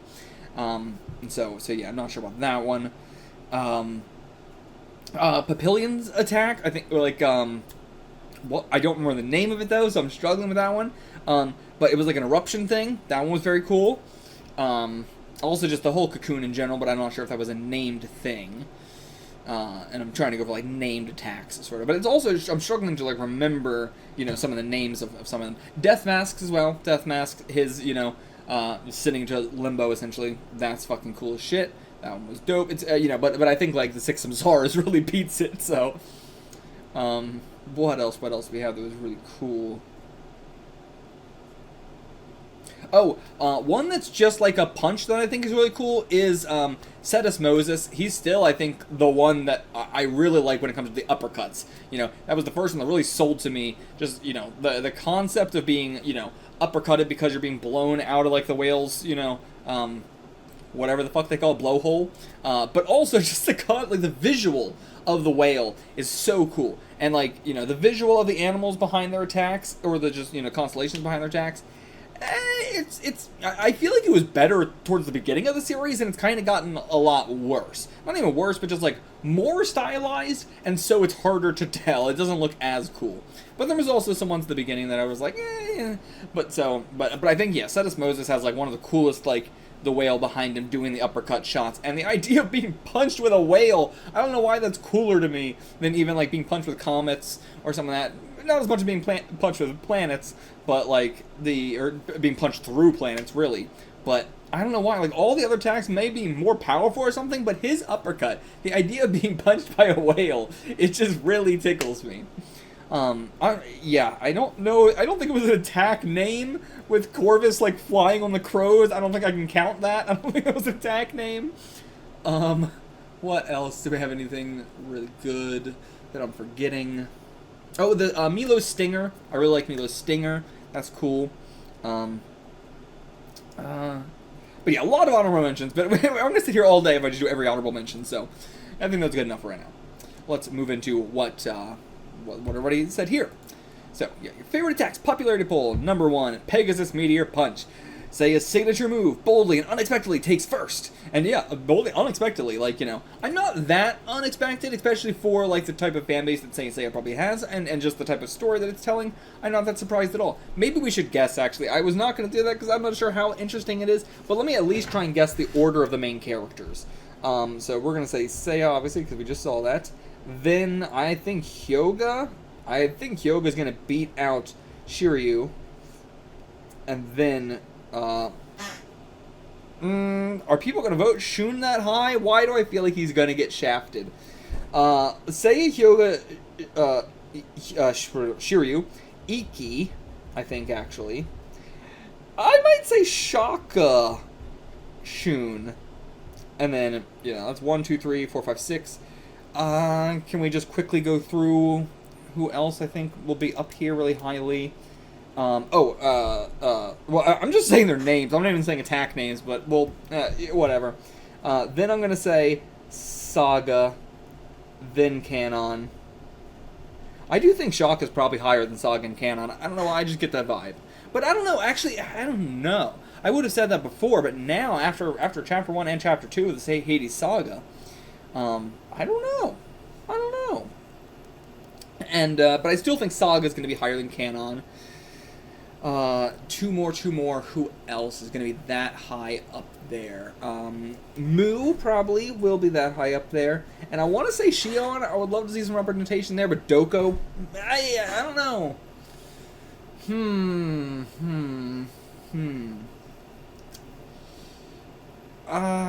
Is there any, like, other... Is there, like, a Silver Saint that people really like? I don't think so. I think I will say Doko. I'll say Doko. We'll do that. There's Milo, people, or Aeolia. Do we have a name for the bow and arrow thing? I don't think we do.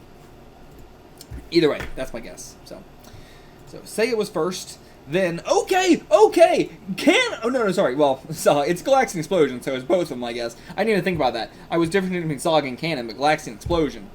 But still, I'm glad Galaxian Explosion got number 2. It's number 3 for me, but, like, you know, it's insanely fucking cool. I just think Another Dimension and Golden Triangle are a little bit cooler. But leave it to them. Saga and Canon's ultimate move, the Galaxian Explosion, showed us the might of the Gold Knights. The fact that it landed the number 2 slot proves the power of gold. That is very true, though. That's very true. Just the fact that, like, I would have expected that to get number 1 then. But, like, there's probably just tons of people who just without thinking went Pegasus Meteor Punch. That's the one I can immediately think of. But it's also really cool. I know my fiance talks about all the time how she would just in her room every episode of Saint Seiya try and punch 1,000 times every single day. Or not, every single time the episodes came, one every week. So yeah, I know it's ingrained in a lot of people. They love it, but like, and it's probably a lot of people's first, like rush attack, where you're punching so many times that it, just looks like you're punching all at once, essentially. And then Pegasus Comet Punch. Pegasus, again, more powerful than the Meteor Punch, but we don't get to see it as much. Still, the Comet Punch made it into the top 3. It's a mighty move. Yeah, that's insanely impressive. I did not think Comet Punch would be in the top 10, let alone in the top 3. That's crazy. Okay, we're just gonna get all of them then. All of them. Pegasus Rolling Crush. We're getting that one too. A great wild move. Haven't seen it lately, but it's a power that still draws a lot of fans. I say it getting 3 of the top 5 spots. Crazy. I mean, I shouldn't even say it. 3 of the top 4. That's nuts. Good going, Seiya. Hell yeah. Now I'm like, are Hyoga, Shiryu, Ikki, or Shun even gonna be on here? Okay, Diamond Dust. Okay, 5th place, Diamond Dust. And I did say Hyoga was going to be higher than Shiryu. I got that right. Hyoga always scores high in the character. Oh, there's been character polls? Motherfucker, where have they been? Well, we'll have to check that out after the series or something. I think it'll be better just to do it after the series, and I'll try and, like, put myself back in the mindset of those popularity polls when they took place and try and do my top 10 at that time or top 5 at that time and stuff like that. But we'll probably do that as a whole separate video then. But yeah, so, like, yeah, his attacks are as cool as he is. And yeah, Diamond Dust, I think, is honestly one of my least favorite, though. I think it's not that cool at all. It's, a lot of these might be so much cooler in the anime. And I think that's definitely the case, because when we see the anime, they, like, the moves they do with their hands and shit, too, that looks so much cooler than what we get in the manga. So I do think, like, some of these I probably would have a completely different opinion on if I was watching the anime. Number 6, Aurora Execution. People love it that much? Okay, so it's not just me. Other people love it that much too. That makes me very, very happy. The ultimate move of Hyoga's teacher, Camus, and the definitive secret move of Athena's Knights. Wait, what? What? Wait, can everybody do it? What do you mean? Huh? Is this like... maybe like, the definitive secret move of one of Athena's Knights is what that was supposed to say? Or something, just like an awkward translation, perhaps, because like that would make sense. But yeah, I do love that we got Camo here for it as well. Like, we didn't just have Hyoga here again. But technically, in a way, Hyoga scored 2 of the spots in the top 10 as well. Now here we go with Rozan's Rise and Dragon Blow. Yeah, I would have expected that to be in the top 5. Seriously, I'm very surprised it's not in the top 5. Like, even with Comet Punch and Rolling Crush, I mean, these two, I'm just so surprised these two got so high.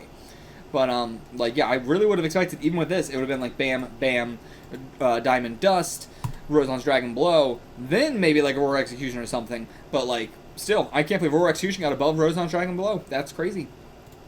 Shiryu is always popular with the female fans, and this attack is now considered a Knights of the Zodiac classic. It better be. It's been here the whole time. What do you mean, and now? It's now considered. It's now considered. It's been always considered. Well, I'm glad the ladies are loving Shiryu. 8th place, Lightning Plasma. Okay, not even one I remember the name of. Don't even remember what this one is. Acheron is one of the most popular characters, even among his fellow Golden Knights. His attack is just as popular. I mean, yeah, don't get me wrong, I love Aeolia. Like, he is also one of my favorites. But I don't think his attack was that cool. But maybe I'm just misremembering it, you know? I don't know. I'd have to see it again. It's not fresh. Then, number 9, Heavenly Flying Phoenix.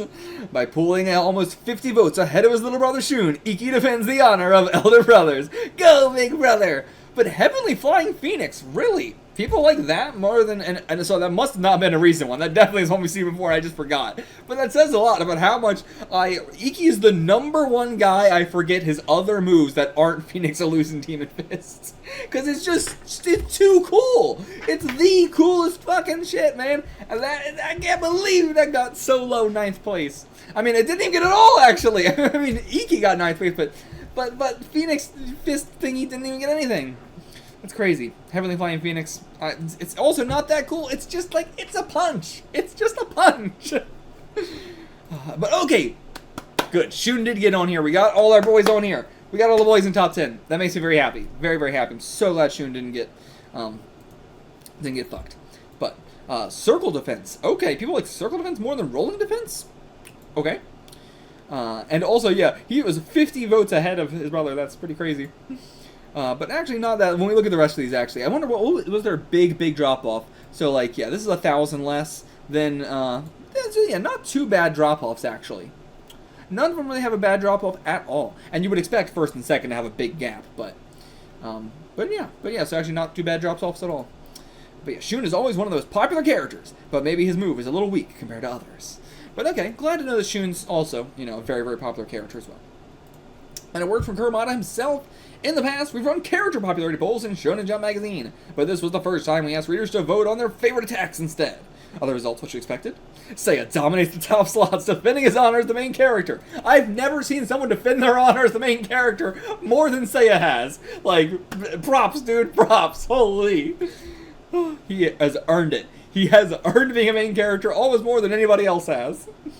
Okay, and we get Shun for this one. Nice. Okay, so we got Hyuga, then we got Shun. Next time we're going to get Shiryu for 27, and then 28, Seiya. Getting all our boys one after another getting a cover. Ikki didn't get one, though, did he? I mean, he got one a long time ago. We all got one a long time ago. No, Ikki didn't get one. Oh, that's sad. I'm sad. Because he's such a big part of this, too. And honestly, I think we could have, like, we got all the Gold Knights in one, so I guess we didn't need to do them. But, like, so, yeah, I was going to say some, like, individual ones. Like, I think we could have got an individual Saga and an individual Canon one. But, or an individual Shaka one as well. An individual Athena one. An individual Athena one. The final volume should be Seiya. Yeah, I guess so. But, what if we one volume earlier did Hyuga, then Shun, then Shiryu? So then for volume 27, we could do Athena. Volume 28, we could do Seiya. I think that would be dope. But, yeah. I also would have liked just more people in the covers in general. I feel like, you know, these covers, but also I know these, we'll look at the covers again. We'll look at the covers again because there's multiple covers and all that stuff. So, when we produced the drama CD of the Hades arc, okay, so yeah, so the anime, you know, got to it way later, but they did a drama CD, actually. I got to record a voiceover for the first time in my life. Was he, like, you know, the narrator or something? That would be so weird. Or was he just, like, a random voice in the background or something? Or did he just have a forward, maybe? As expected, I was a rank amateur. The more I tried to put expression into my lines, the more forced it sounded.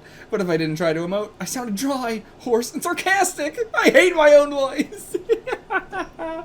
I'm so curious what he did. He didn't say what he did. It seems like he was just voicing a character, I guess. Like, you know, or probably just like a mook or a background guy or whatever. But the fact that he was, like, you know, trying to put expression into the lines and everything like that, it wasn't just like a forward, that's for sure. Okay. Pursue Hades. Hell yeah. Love to see that as a chapter title. And yeah, you're here to offer your life to me. But yeah, that's Shun. That's not Hades. No, it's not Shun anymore. He's completely conquered him. God, what is going on with these? It's just like, I don't even know. Is that a pattern or did it get destroyed? Shaka wants to still go through with it, you know. And she's right. Shun would want us to just destroy this, but Athena won't let that happen. Good point. Like, if we try and do something, all we're going to do is damage Shun's body, not Hades' soul. We don't know how to defeat Hades' soul yet. But Athena, once again, doing the self-sacrifice as she always does. Face to face with them. Came here to ask for a favor. My life for theirs. Please halt the greatest eclipse. Do not turn the earth into a world of darkness. And she is bowing down to him, at least getting on her knees. Not like bowing, but still. I can't tell if she's bowing. Maybe she is. But. And I never imagined I'd see you, my eternal enemy, groveling before me on your hands and knees. Oh, but you're too late. The greatest eclipse is underway. In minutes, the moon will block the sun, and plunge the earth into perpetual darkness. Not even you can stop it now, Athena. I know. That's why I'm begging you to intervene. Yeah, that's why we're asking. But I offer my own life in exchange. Okay, very well. Your life is mine. Don't go back on your deal, motherfucker. Don't go back on your deal. Oh no, that's Shaka, actually. Wait, Oh no, okay, yeah, so Hades picked it up, threw it to Shaka, told him, Shaka, you kill Athena with that trident. That's the only way we're gonna do this. I love that, actually. Hades is like, okay, sure, but I'm not gonna make this an easy deal for you to make. You can make this deal so easily. Is everybody else on board with this? Shaka, you on board with it? No? You're not going to do it? Okay, then not everybody's on board, so I'm not going to do this. I like that. Yeah, you should kill her with joy. It's what she wants, right? Why can't you do it? But, of course, very well, I shall kill you, that is! Throws it, but of course. Oh my god! Athena stopping a trident thrown by Shaka. I was going to say a gold knight. More than that. Shaka. Fucking Shaka, and she catches that shit. She don't even have her goddamn cloth yet. Oh my god. Athena, way more powerful than we thought. Holy fuck. You know, she's always just trying to do the self-sacrifice to make everything work because she knows even with the strength of a gold knight, we can't do anything. So that's, it's not like, oh, she hasn't been that powerful to be able to do anything. She just knew, like, well, I could go all out. What am I going to do, you know? It's better to just offer up my life and solve it that way. And then all the Bronze Saints have to go, no, no, no, no, no. Let us show you it's not that true. And yeah, like, Shaka's going full rebellion. He is not, I would never have, like, you know, clocked him for this guy before. But I love that he's just going full, you know, Bronze Saint with the shit, basically. I'm not gonna move. God, I love Athena so much. I love her so much. Love her so much. She has true, like, I appreciate the fact that Athena has, like, the strongest will out of anybody in the whole series. Like, even her Bronze Saints combined, I think she has more, you know, strong will. She is willing to give up her life, you know, for the entire world. And, you know, in all these circumstances, she never truly falters in any way. Then he goes, stabs through her, but I'm not moving. I'm giving my life for this deal. I'm not dying, so that way you can go kill Shaka. We're doing the deal, bitch. Oh my god, this woman, I love her. What's the matter? I thought you were giving me your life. That's not what this was. Yeah, end the eclipse first. God, she is going up against fucking Hades right now.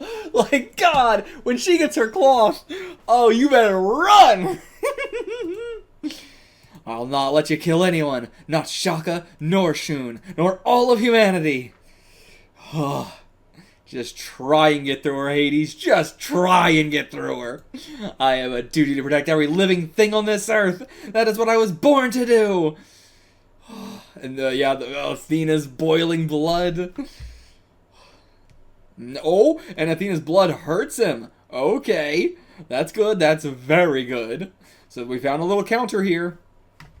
Since Shun's lost Cosmo reacting to my blood and reawakening. Keep at it, Shun. Okay, hell yeah. And like the blood, like like the blood from her hand is like trickling down the trident onto his hand.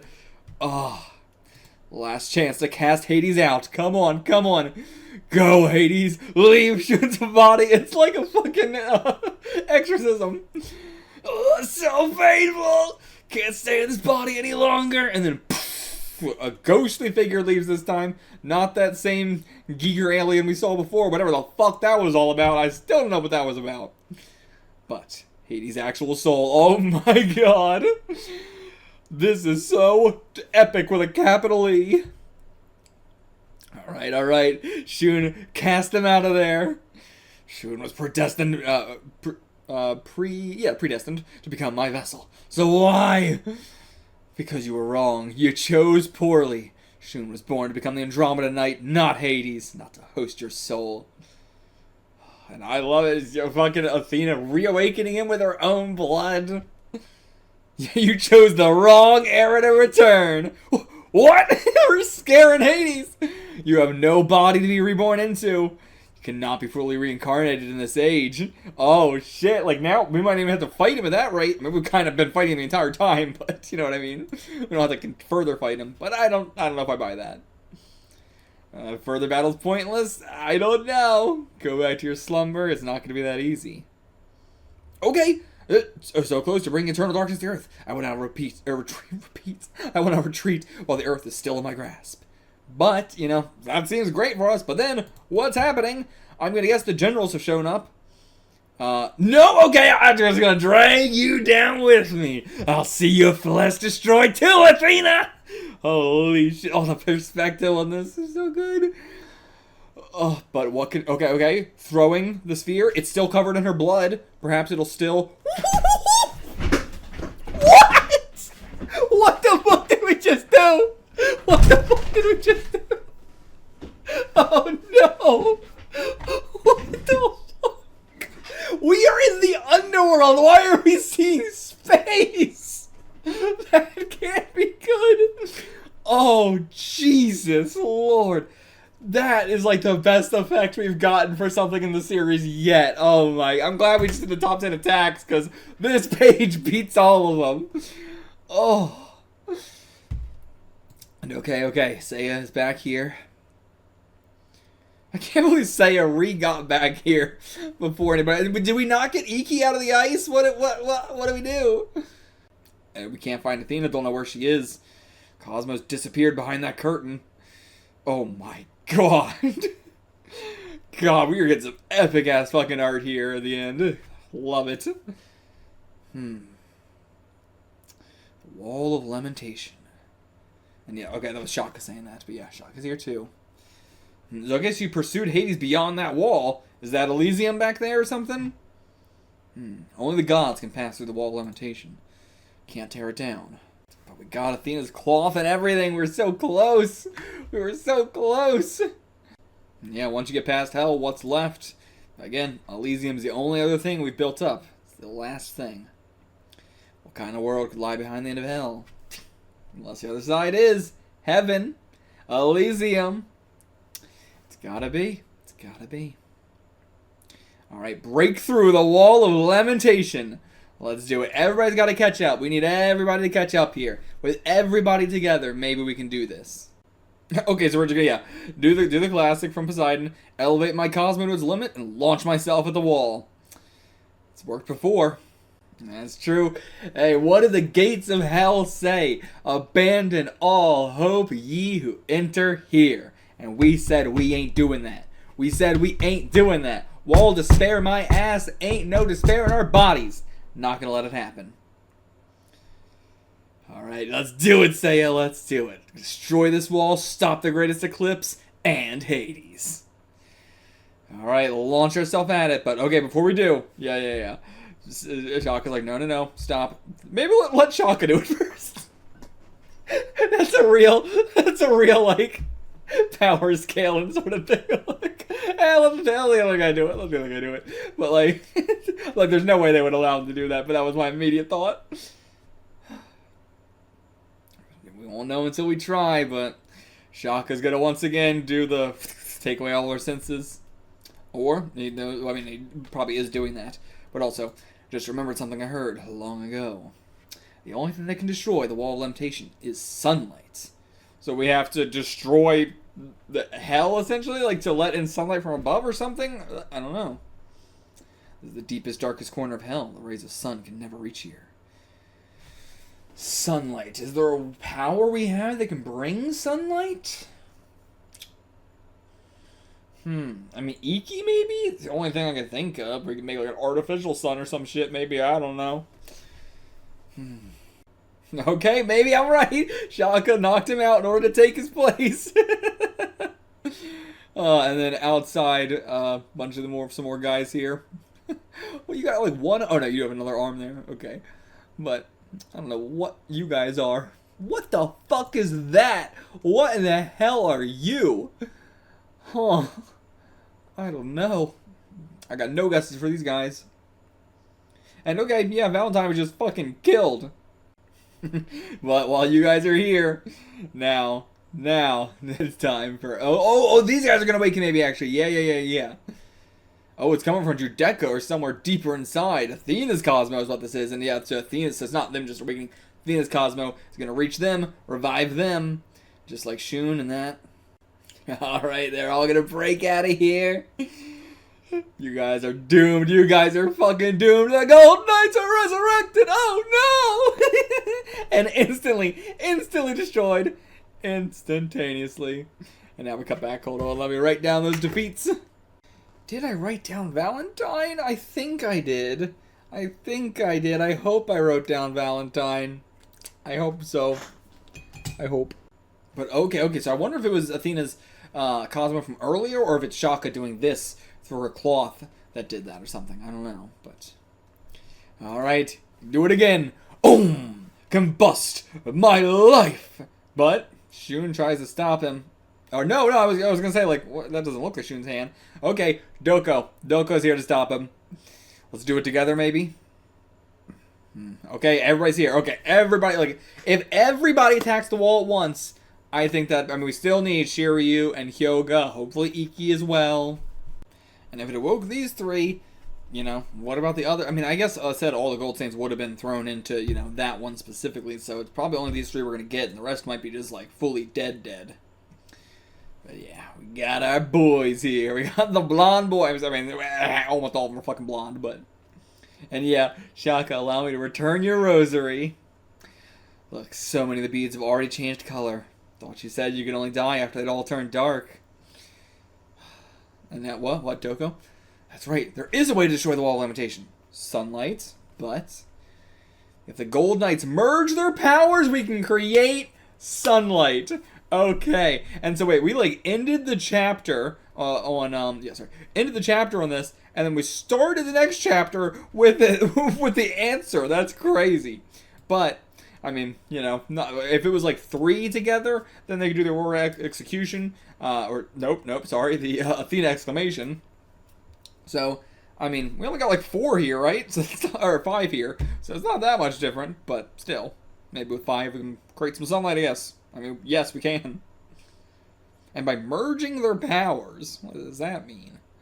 Okay. The Gold Knight's guardian constellations lie on the ecliptic, the path in the sky that the sun travels over the course of a year. Now do you see? Lying along the sun's path, the 12 gold cloths have been bathing in the sunlight since the age of myths. All the infinite power of the sun is stored within them. Okay. But, like, yeah, I would expect you need, like, all of them, like, you know, but, like, only 5? Do it with just 5? The rest of them. I see. Then Roshi. I mean, he's the oldest one, so of course, yeah, he would know. If we who carry the sun's light elevate our cosmos and throw ourselves at the wall as one, where you can recreate the sun in miniature. Oh, okay, no, so we still had to throw ourselves at the wall. Okay, never mind. They're just all kill themselves again, maybe. But here, take all your weapons, guys. Take some weapons. Who's gonna get what here? Is Doko gonna get one of them? There's 5 of them, so yeah. So Doko is gonna get maybe the shield seems the most likely, right? But this is actually tough. Oh, this is a really tough one. Huh. Okay, let's say Milo gets the sword? Or no, Milo gets the trident, because that's more stingery. Aeolia gets the sword. Mu gets the shield. Doko gets the club. And, wait, who did I leave out? Who did I leave out? Milo. Aeolia. Doko. Mu. Who am I forgetting? Shaka. Oh my god, Shaka. Shaka will get this one, I guess. I don't know. I don't know, and I can't recognize any of their arms here, so I don't know who the fuck is who here. I guess that's my guess. That was a very weak one. Very weak one. Alright, so Doko did get the shield, actually. Mu got the sword, actually. Okay. Milo got the club, I think. Yeah. And then Aeolia got the spear. And then Shaka got... Wait, did Shaka get the club? And then... Okay, yeah. Shaka got the club. And Milo got the nunchucky thingy. But okay, cool. Let's do it, guys. Let's do it. Fire cosmos to their limits. Merge into one being. And bring sunlight to the deepest pit of hell. Sad that Shiryu and Hyoga are not here to see this, but... Let there be light! Oh my god! You cannot! Wait, they just threw the weapons, then you throw themselves! I thought they said they were gonna throw themselves. They didn't say throw ourselves, but no, they just threw the weapons. Maybe they're gonna go afterwards or something, but they just threw the weapons. That's okay. But creates a little sun, and well, no, we're cutting away actually to see the eclipse happening outside. Well, it's Sanctuary actually, yeah. Yeah, Bronze just kind of sitting around, waiting to see what's gonna happen. China coming in here. So we're gonna defend Sanctuary? From what? From what? What, Marin or something? Yeah, Marin. Yep. Yeah, where? This is true. Yeah, where the fuck you been? Don't snap at me. Oh, we're gonna snap at you. Where the fuck have you been? Don't you think this eclipse is bad news? Yeah, but what are we gonna do? Oh, what? Something shooting out of Sanctuary. What is it? The Palace of the Centaur.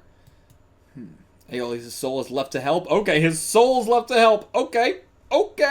Not just the Palace of the Centaur. Everybody's, yep. Palace of the Jeweled Urn, Palace of the Rock Goat, Palace of the Golden Bull, Palace of the Giant Crab, and the Palace of the Twin Fish. All their souls coming to help us. Dope. You guys ain't doing shit, though. I mean, I'm not saying you had to come here, but, like, you know, we had this whole speech, like, you know, we should do something about this or something, but you didn't make a plan. You're just like, oh well. Marin came here to bitch us out. Where you been, Marin? You can't just come in here and be like, we can't talk about that. We got more serious shit going on. Come on, Marin. Where you been?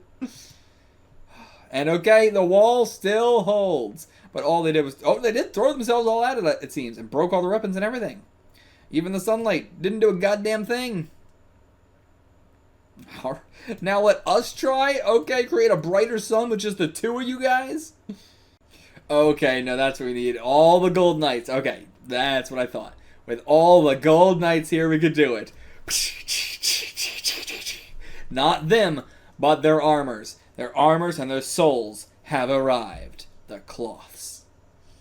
All 12 gold cloths here in the Underworld together can create an actual fucking sun, resonating joyfully together. Oh, beautiful page.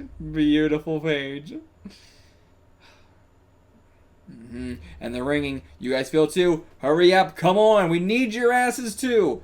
Well, I guess they said all 12 are here, right? Yeah, all 12 are here. So I guess, like, you know, was there double of that armor? I don't even remember. But Ramadanthus shows up again. Not gonna let you stop. Yeah, you should definitely know your defeat is assured. You've tried to fight us like a billion fucking times, and every time it hasn't worked. And okay, he just shunks off all of his armor, forms it into its cloth, just send it on. Go away. Don't need it anymore. Returning it to my brother Saga. Okay, so there is just the one. Or did they like part of it or something? I don't know. But, alright, don't need it to fight you. And alright, now we're gonna put all my attention to you. Yeah, greatest caution. Nah. Oh! I mean, yeah, I don't have the cloth anymore, so it's gonna. But, you know. I don't want to win. I just want to take you with me. It's all that matters. Into death, baby. Here we go. What are you going to suplex him? Can't believe a man of your caliber resort to a suicide strike. Doesn't matter. We're done. Work here is done. And alright, yeah, to atone for my past sins, I got nothing to fear anymore. Now come experience the Galaxian Explosion with me, Romananthus! Here we go! Galaxian Explosion! Are they just seeing yet in the distance it happen? Yep. Oh my god. Just the armor off to the side. Whew! Straight through. I love getting the clean, version of this without like the characters on it even. Just straight up clean Galaxian Explosion. God. And we saw the bright light emanating and now we destroyed all the planets. The Gemini cloth here again. Now, truly, we got them all 12. And okay, they're all separating to come together to form one thing in particular. Whoa, okay. All the dead gold knights have returned. So, okay, never mind. They're all flying apart to, attach to their souls, I'm guessing, or something. But everybody's here, and the new returned ones all have their eyes shadowed out. That's cool. We got them all, though. Saga as well. Alright, Aquarius Camus, Taurus Aldebaran, Pisces Aphrodite, Sagittarius Aeolus, Aeolius, Aeolios. How was with the L? Maybe I'll just say Aeolius or something. I don't remember. Capricorn Shura, Gemini Saga, Cancer Mephisto. Okay, no, yeah. Well, yeah, it was just for all the returned guys. I thought we were gonna get everybody, in a big spread. But I honestly thought this might have, with the way it was cut off here, I was like, is this gonna be a 4-page spread? I've seen that before. But we got them all back. The ones who had died, reanimated. It's just the souls are left. And everybody's still, I love that everybody's, with everything we went through with the Gold Saints, the fact that everybody's putting in their due efforts now. And starting with Aeolius' arrow. Withdrawal from here? Is there going to be a big old fucking explosion or something? But okay, so we're going to all imbue just that arrow with all of our cosmos and let it fly. We're going to put it all into that one thing. It'll be the first and last time in this era that all 12 gold knights united as one. Recreate the power of the sun and it will destroy the Wall of Lamentation. But it will kill us all as well. But alright, I think that's best. A new era has to come as well. Yeah, we just need to get you through this wall. You guys still have a mission to do. So even if we blow up the wall, still, only gods can pass through, so how do we get through? But because you've received the blood of a god, wearing cloth sprinkled with Athena's blood, your bodies are anointed with a god's blood. So, okay, we're gonna get a little sneaky pass through because of that. End once and for all the battle against Hades. They fought over and over against the Age of Myths. End it forever. How the fuck did we do that? We learned during this last battle of the gods, since the Age of Myths, Hades has kept his true flesh in a state of slumber. He's like a fucking lich.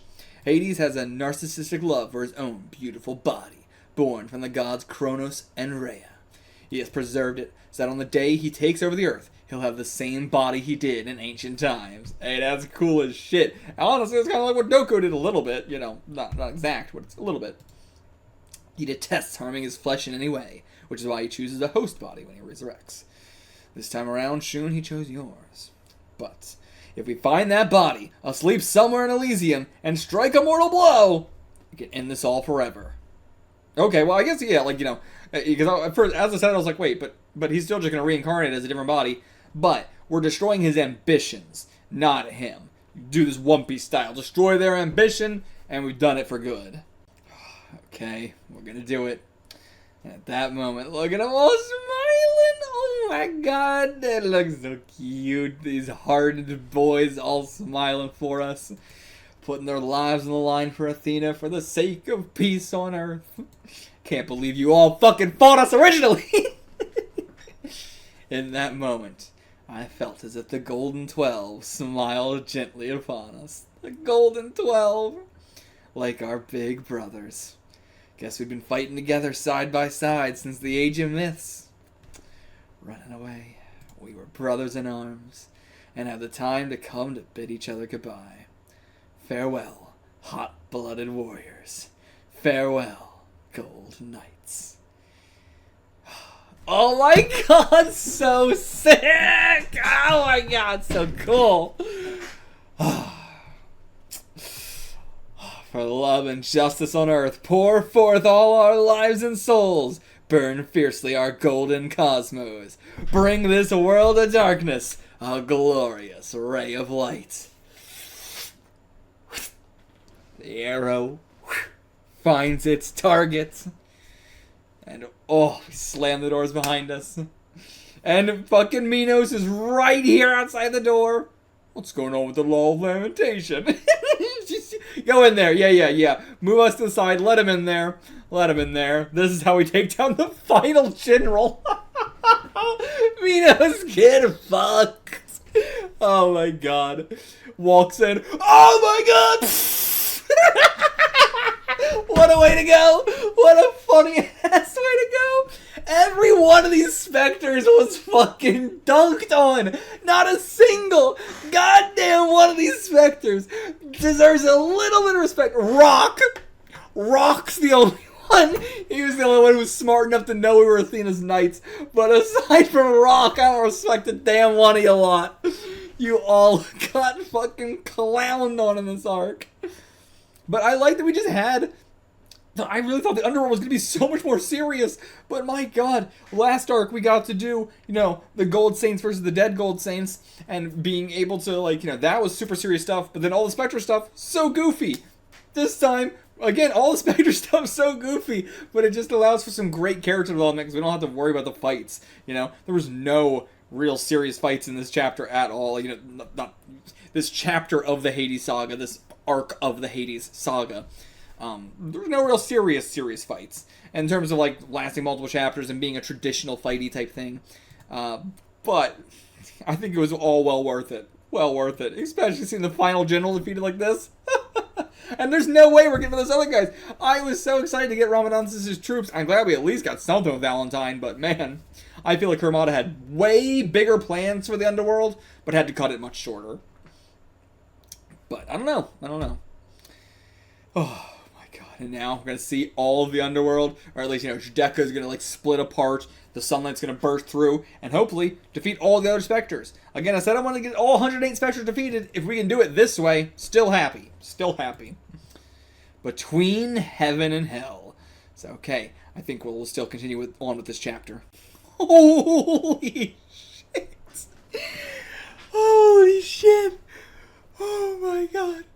That's the power of the sun? That's the power of the sun? It just blew a fucking laser hole through it. And yeah, they're all gone. Every one of them. Just their cloths remain. And the tears. Instantaneous tears. And Hyoga and Shiryu have caught up to us. And they're just kind of like floating around us. God damn. They entrusted to us love and justice, and all things great and small. Oh, Shun here. Oh my god, my boy. Oh my god, he's praying for him. Oh. Okay. Cannot let their sacrifice be in vain, but yet still, a moment of silence for our gold saints.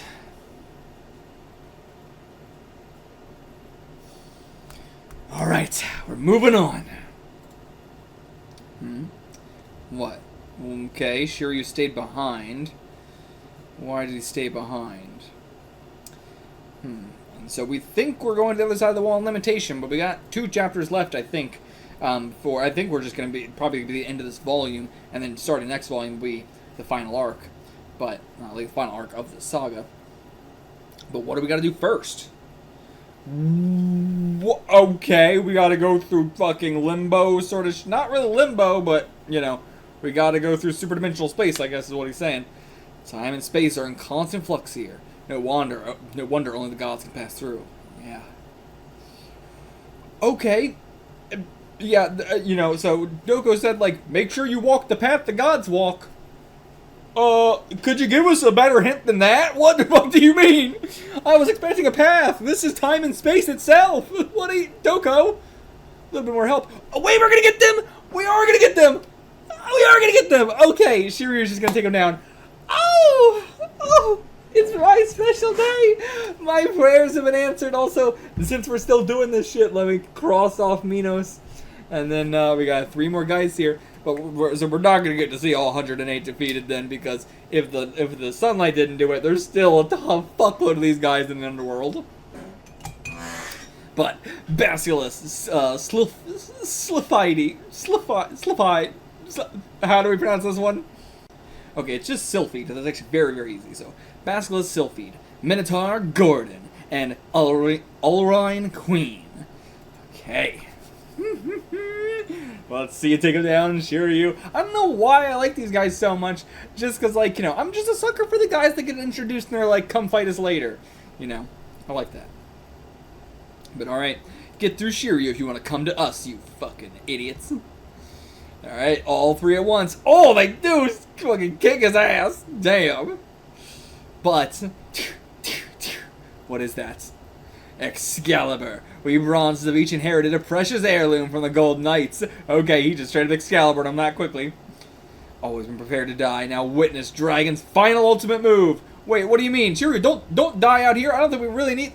We could have just all 4 taken these guys on super easily. Do not die to these 3 guys, Shiryu. Please, what the fuck? I really like these guys. They're cool and everything, but come on. Okay, so we're trying to go to this light however we get there. Don't go yet. Wait for Shiryu. Don't go without him, but we're doing it anyway.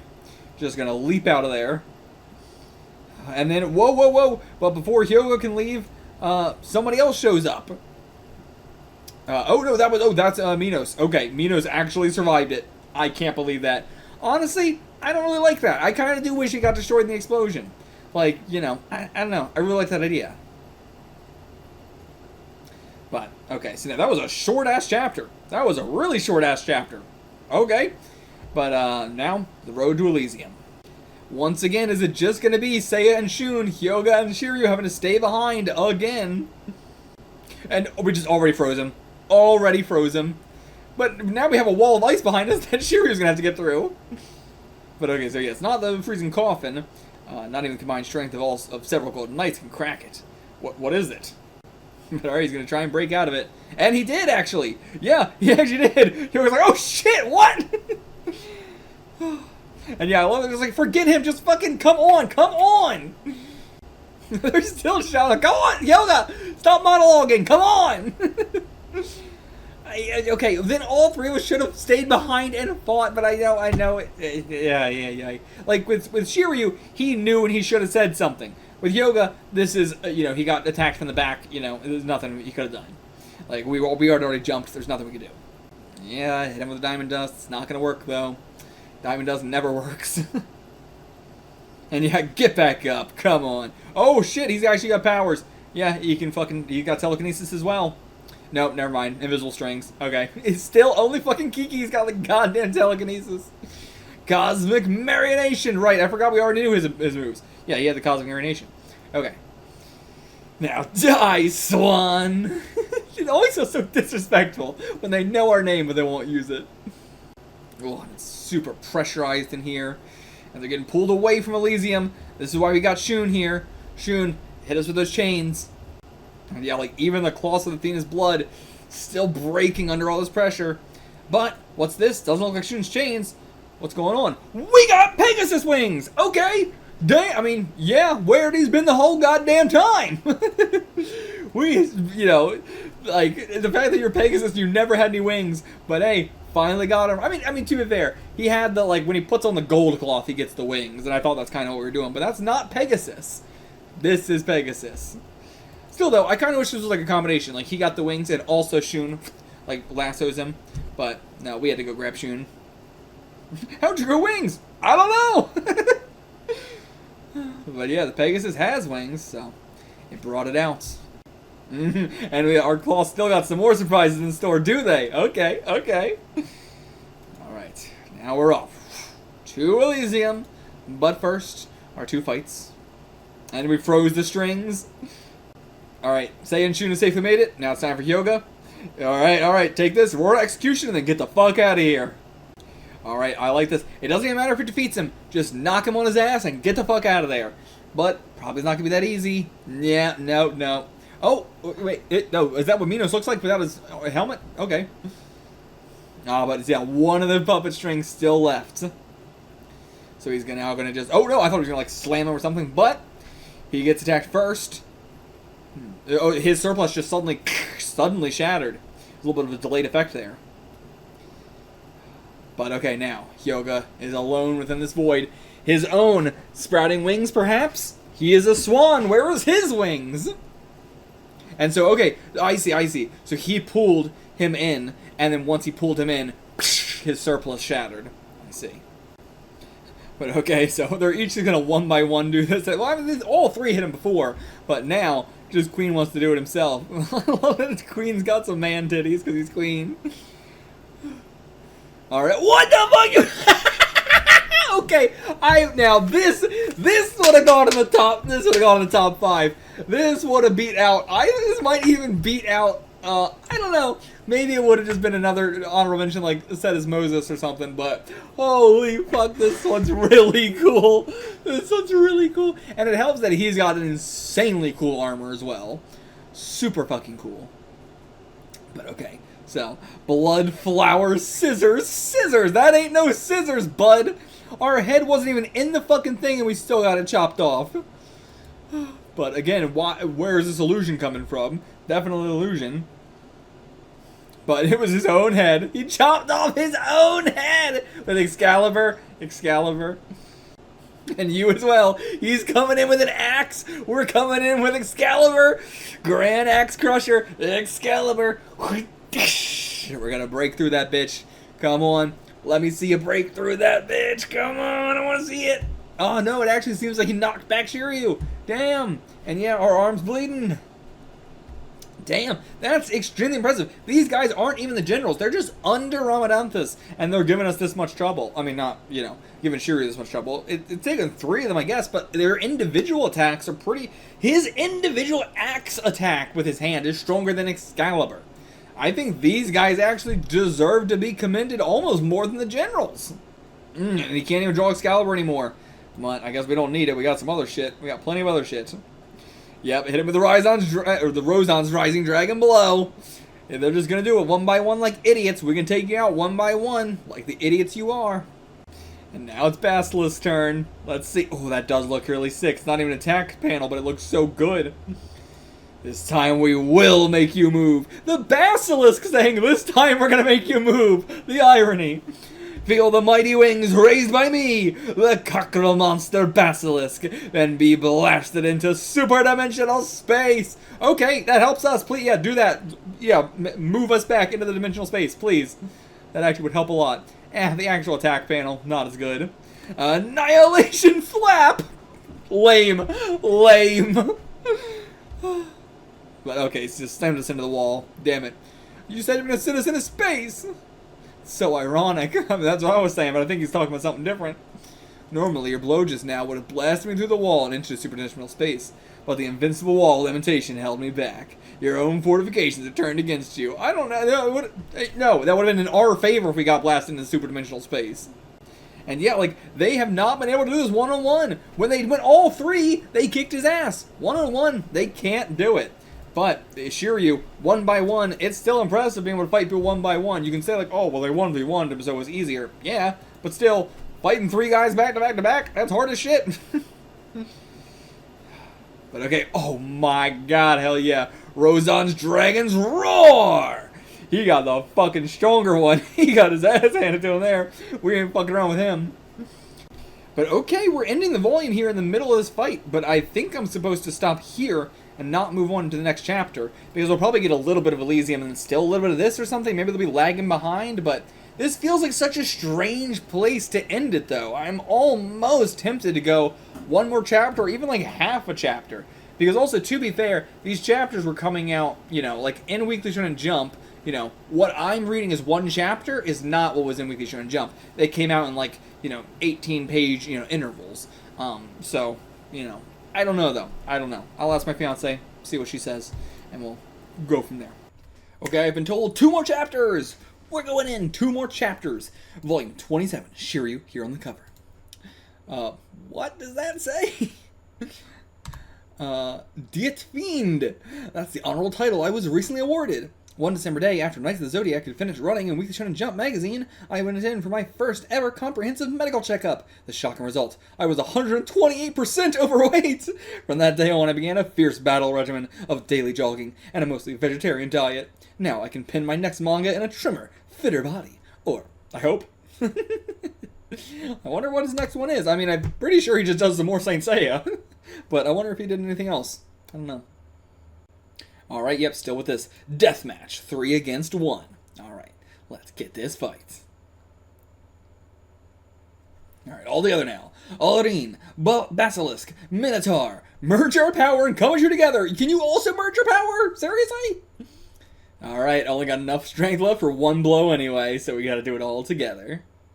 And thinking of Sunray at this time. Hope you're praying for me in faraway Godaho.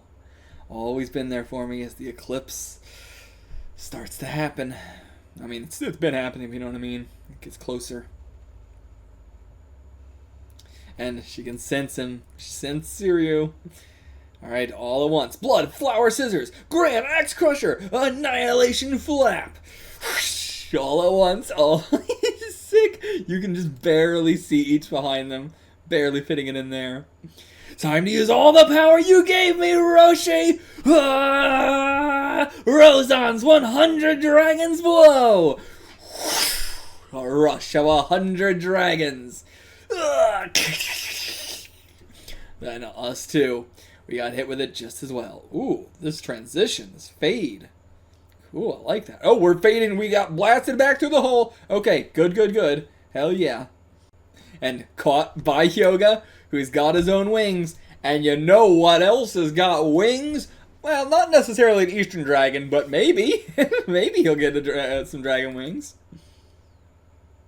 Or maybe he'll just get like the ability to like climb on the clouds and stuff.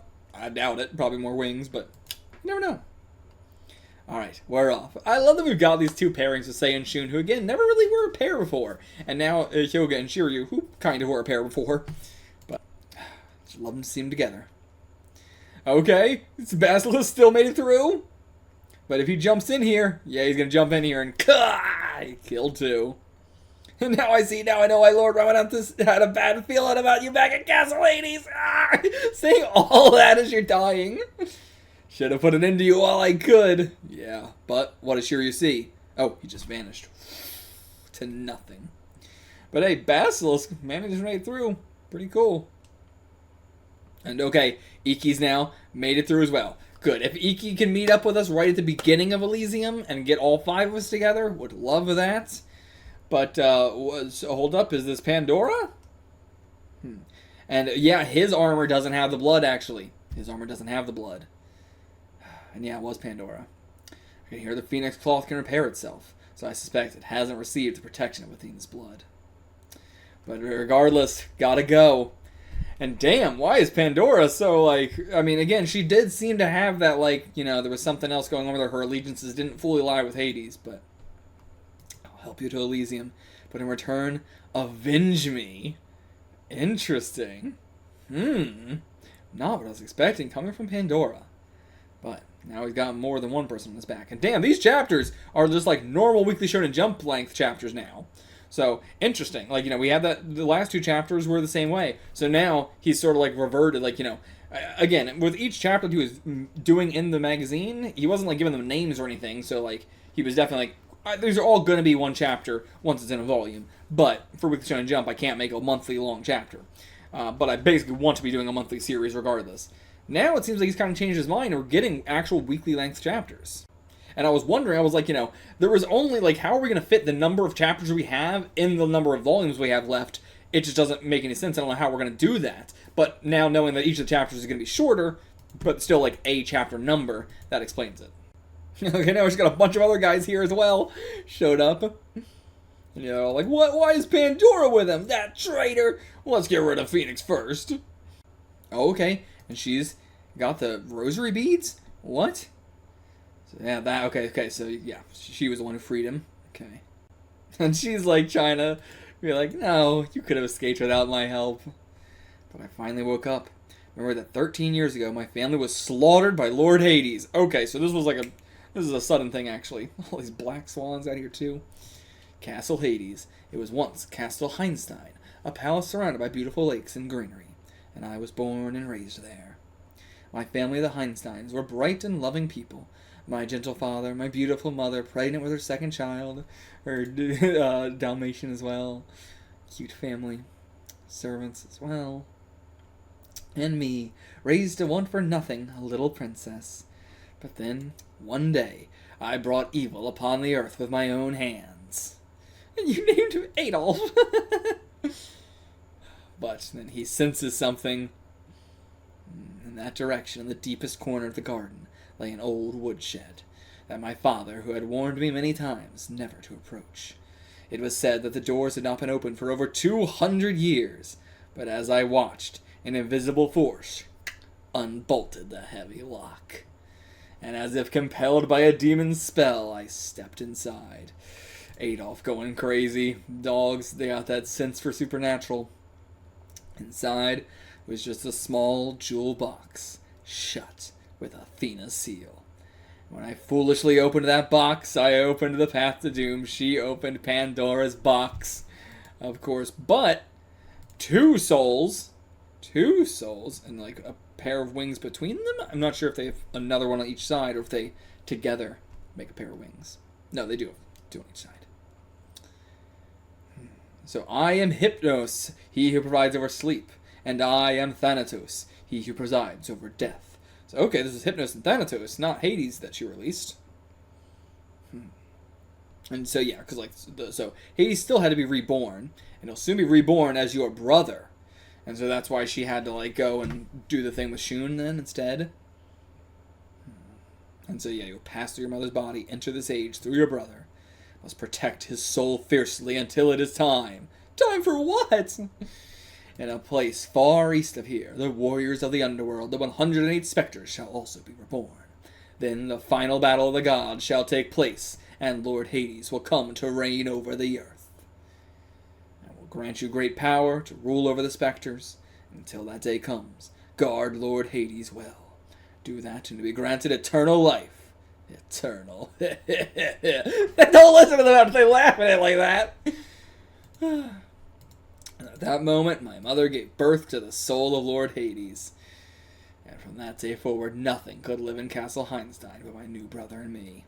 So she, I think, slaughtered her family, but, you know, through the possession. But that's my guess. Everything. Birds even. Not a single living thing allowed to remain. Even the grass and flowers withered away. Lord Hades' shield descended upon the castle, keeping everyone out. Castle Heinstein transformed into a castle of death. Castle Hades. Well, thank you for that tale. I do like, you know, that we got a similar sort of thing with, like, Mermaid. Not this, you know, in depth, but, like, you know, we're getting it towards the end, but not at the very, very end. And yeah, that's why you came after Shun, giving him a body. So Thanatos and Hypnos told her that the one chosen for our Lord's flesh was a Japanese orphan. Yeah, chief minion here, but begging me to help him begging me to help you what am I trying to say? Begging me to help you take him down. Yes, I said that right. And it's his fiery life force that awoken this out of her. She's been in the thrall ever since the age of 3. Everything looked dead and gray. The color of the sky, the color of the grass, even the color of blood. But after meeting you again here in hell, I remembered that the sky is blue, and the grass is green, and blood a bright, bright red. God, this is so, I love this. It's actually like getting me a bit. The specters and I believe that when Lord Hades took over the earth, the corrupt human world would be transformed into utopia, and those living in it granted eternal life. But now I think it's just a lie, and that all life on earth will perish, just as my family did. The devil's lies. And okay, gives him a shark tooth necklace. Okay, with that, he can travel through. Okay, the greatest privilege the Lord Hades bestowed upon me. And okay, now, yeah, betrayed him. There's no way he, nor Thanatos and Hypnos will forgive me. And then instantly, what just happened? Or was she already injured or something? But remember this, even after you defeat all 108 specters, and we are saying that like we might defeat them all, the ones you should fear the most are the attendants of Hades, Thanatos and Hypnos. So we're going to have to fight them too. Hell yeah, I'm excited to fight Thanatos and Hypnos. Yeah, compared to them, you'd like the 3 generals are mere infants. I would hope so, because the generals weren't shit. And they serve Lord Hades, but they are gods in their own right. Okay, so now we got just some gods left to fight. I don't think we have any specters left to fight. I think we're just going to fight Thanatos and Hypnos and Hades. And they can just kill with a thought. God damn. Oh, like this. That's what they did to her. Yeah. No, you're not going to get her help. And now, the rest of the specters rush through.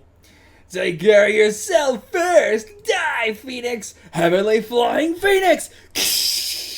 God damn, how many of this was there? I'll check the other page before, but this seems like 1, 2, 3, 4, 5, 6. And also here, 1, 2, 3, 4, 5, 6. And out here, 1, 2, 3, 4, 5, 6. So yes, I think 6 is the number I will write down. That's what I think is, that's what I trust. That is 36. Still a far cry from 108. But that's still 36. That's pretty crazy. And the beads. And they finally changed color. Oh, okay. So all 108 specters are dead. Okay. How? In what way? How? What? How the fuck? I mean, apparently we must have been fighting some guys along the way off camera or something. But on screen, 36. But that's apparently the last of them. Okay. Ikki taking on that sorrow as well. He's got so much sorrow packed into this boy. Let's destroy Hades and Pandora's name. Rest in peace. Again, for you as well. Onward to Elysium. And now, this is where we actually end. I already filmed a little bit of an ending in the meantime, so I'm just going to throw that in right here. Actually, before I do that, also, so Ikki did get wings as well. Ikki gets some wings. He didn't even step into there to get the wings. He got those wings before he even stepped in there. But okay, now, the ending. Thank you guys for watching. I will do my predictions at the start of next video, as we always do, as opposed to the ending. And yeah, we got one more video. We got one more video, then we got the movie, to be fair. And then we also got the popularity polls and stuff. So we got a little bit of stuff. But, you know, when the next video comes out, I want you guys to really show it some love. I'm going to say it again at the start of the next video. But, you know, the love that is shown to the final video will really determine how much people are going to be sticking around for more of this stuff. And will tell me, like, you know, okay, you guys really want to see the spin-offs. You really want to see all this stuff. And I know you guys do. But, like, I want to see basically the same love that the first video got, that, you know, Poseidon got, and then Sanctuary got. You know, I want to know that that group is still here, and it's not just a, like, people own, you know, that amount of love is still going to be there. So, we're aiming next video for 30 likes. We've already done it before. We can do it again. That'll show me it's worth going into the next spin-off. But again, I'll say that at the start of next video, again. And then we got the movie after that. We got popularity polls and stuff like that. Might do more, like, looking at openings or endings or whatever. But yeah, I think that's all I gotta say for just like housekeeping stuff. This was, again, I think I've talked plenty about just how much I enjoyed the like casualness of this part of the arc. Really enjoyed it. Though I do wish we got to go through all the Underworld and we got to have a proper go through. I think jumping straight to the end, not a fan of, but I understand why we did it. I completely understand why we did it. But yeah, I kind of like, if, you know, in a perfect world, I would have loved for us to slowly go through the whole Underworld and it to be 4 times as long as this, honestly. If every single one of the specters we got to see and fight, that's my perfect world. Truly. So, yeah, I think, like, but I am satisfied with what we got. I will say that. I don't know, I think Ikki, I hope he comes back again, but I would have felt a little bit more emotional having him here for this final bit as well. Like, finally, you know, doing something with the group. I would have really liked to have seen that before the series ends, and we still can do that in Elysium. But I want to see Ikki work with the group, you know, for one final thing. You know, it's what I really want to see, instead of doing his own thing as he always does. That's my ending if we end here. If not, we'll continue one more chapter and then I'll do another ending, I guess. I don't know. Or I'll just wait and tack this on later. Thank you guys for watching. I'll see you guys for the next one. It will not be as long of a wait until the next one because it's a lot shorter. It's only 2 volumes, so that one will be, you know, a lot shorter. See you guys for that. Get the fuck out of here.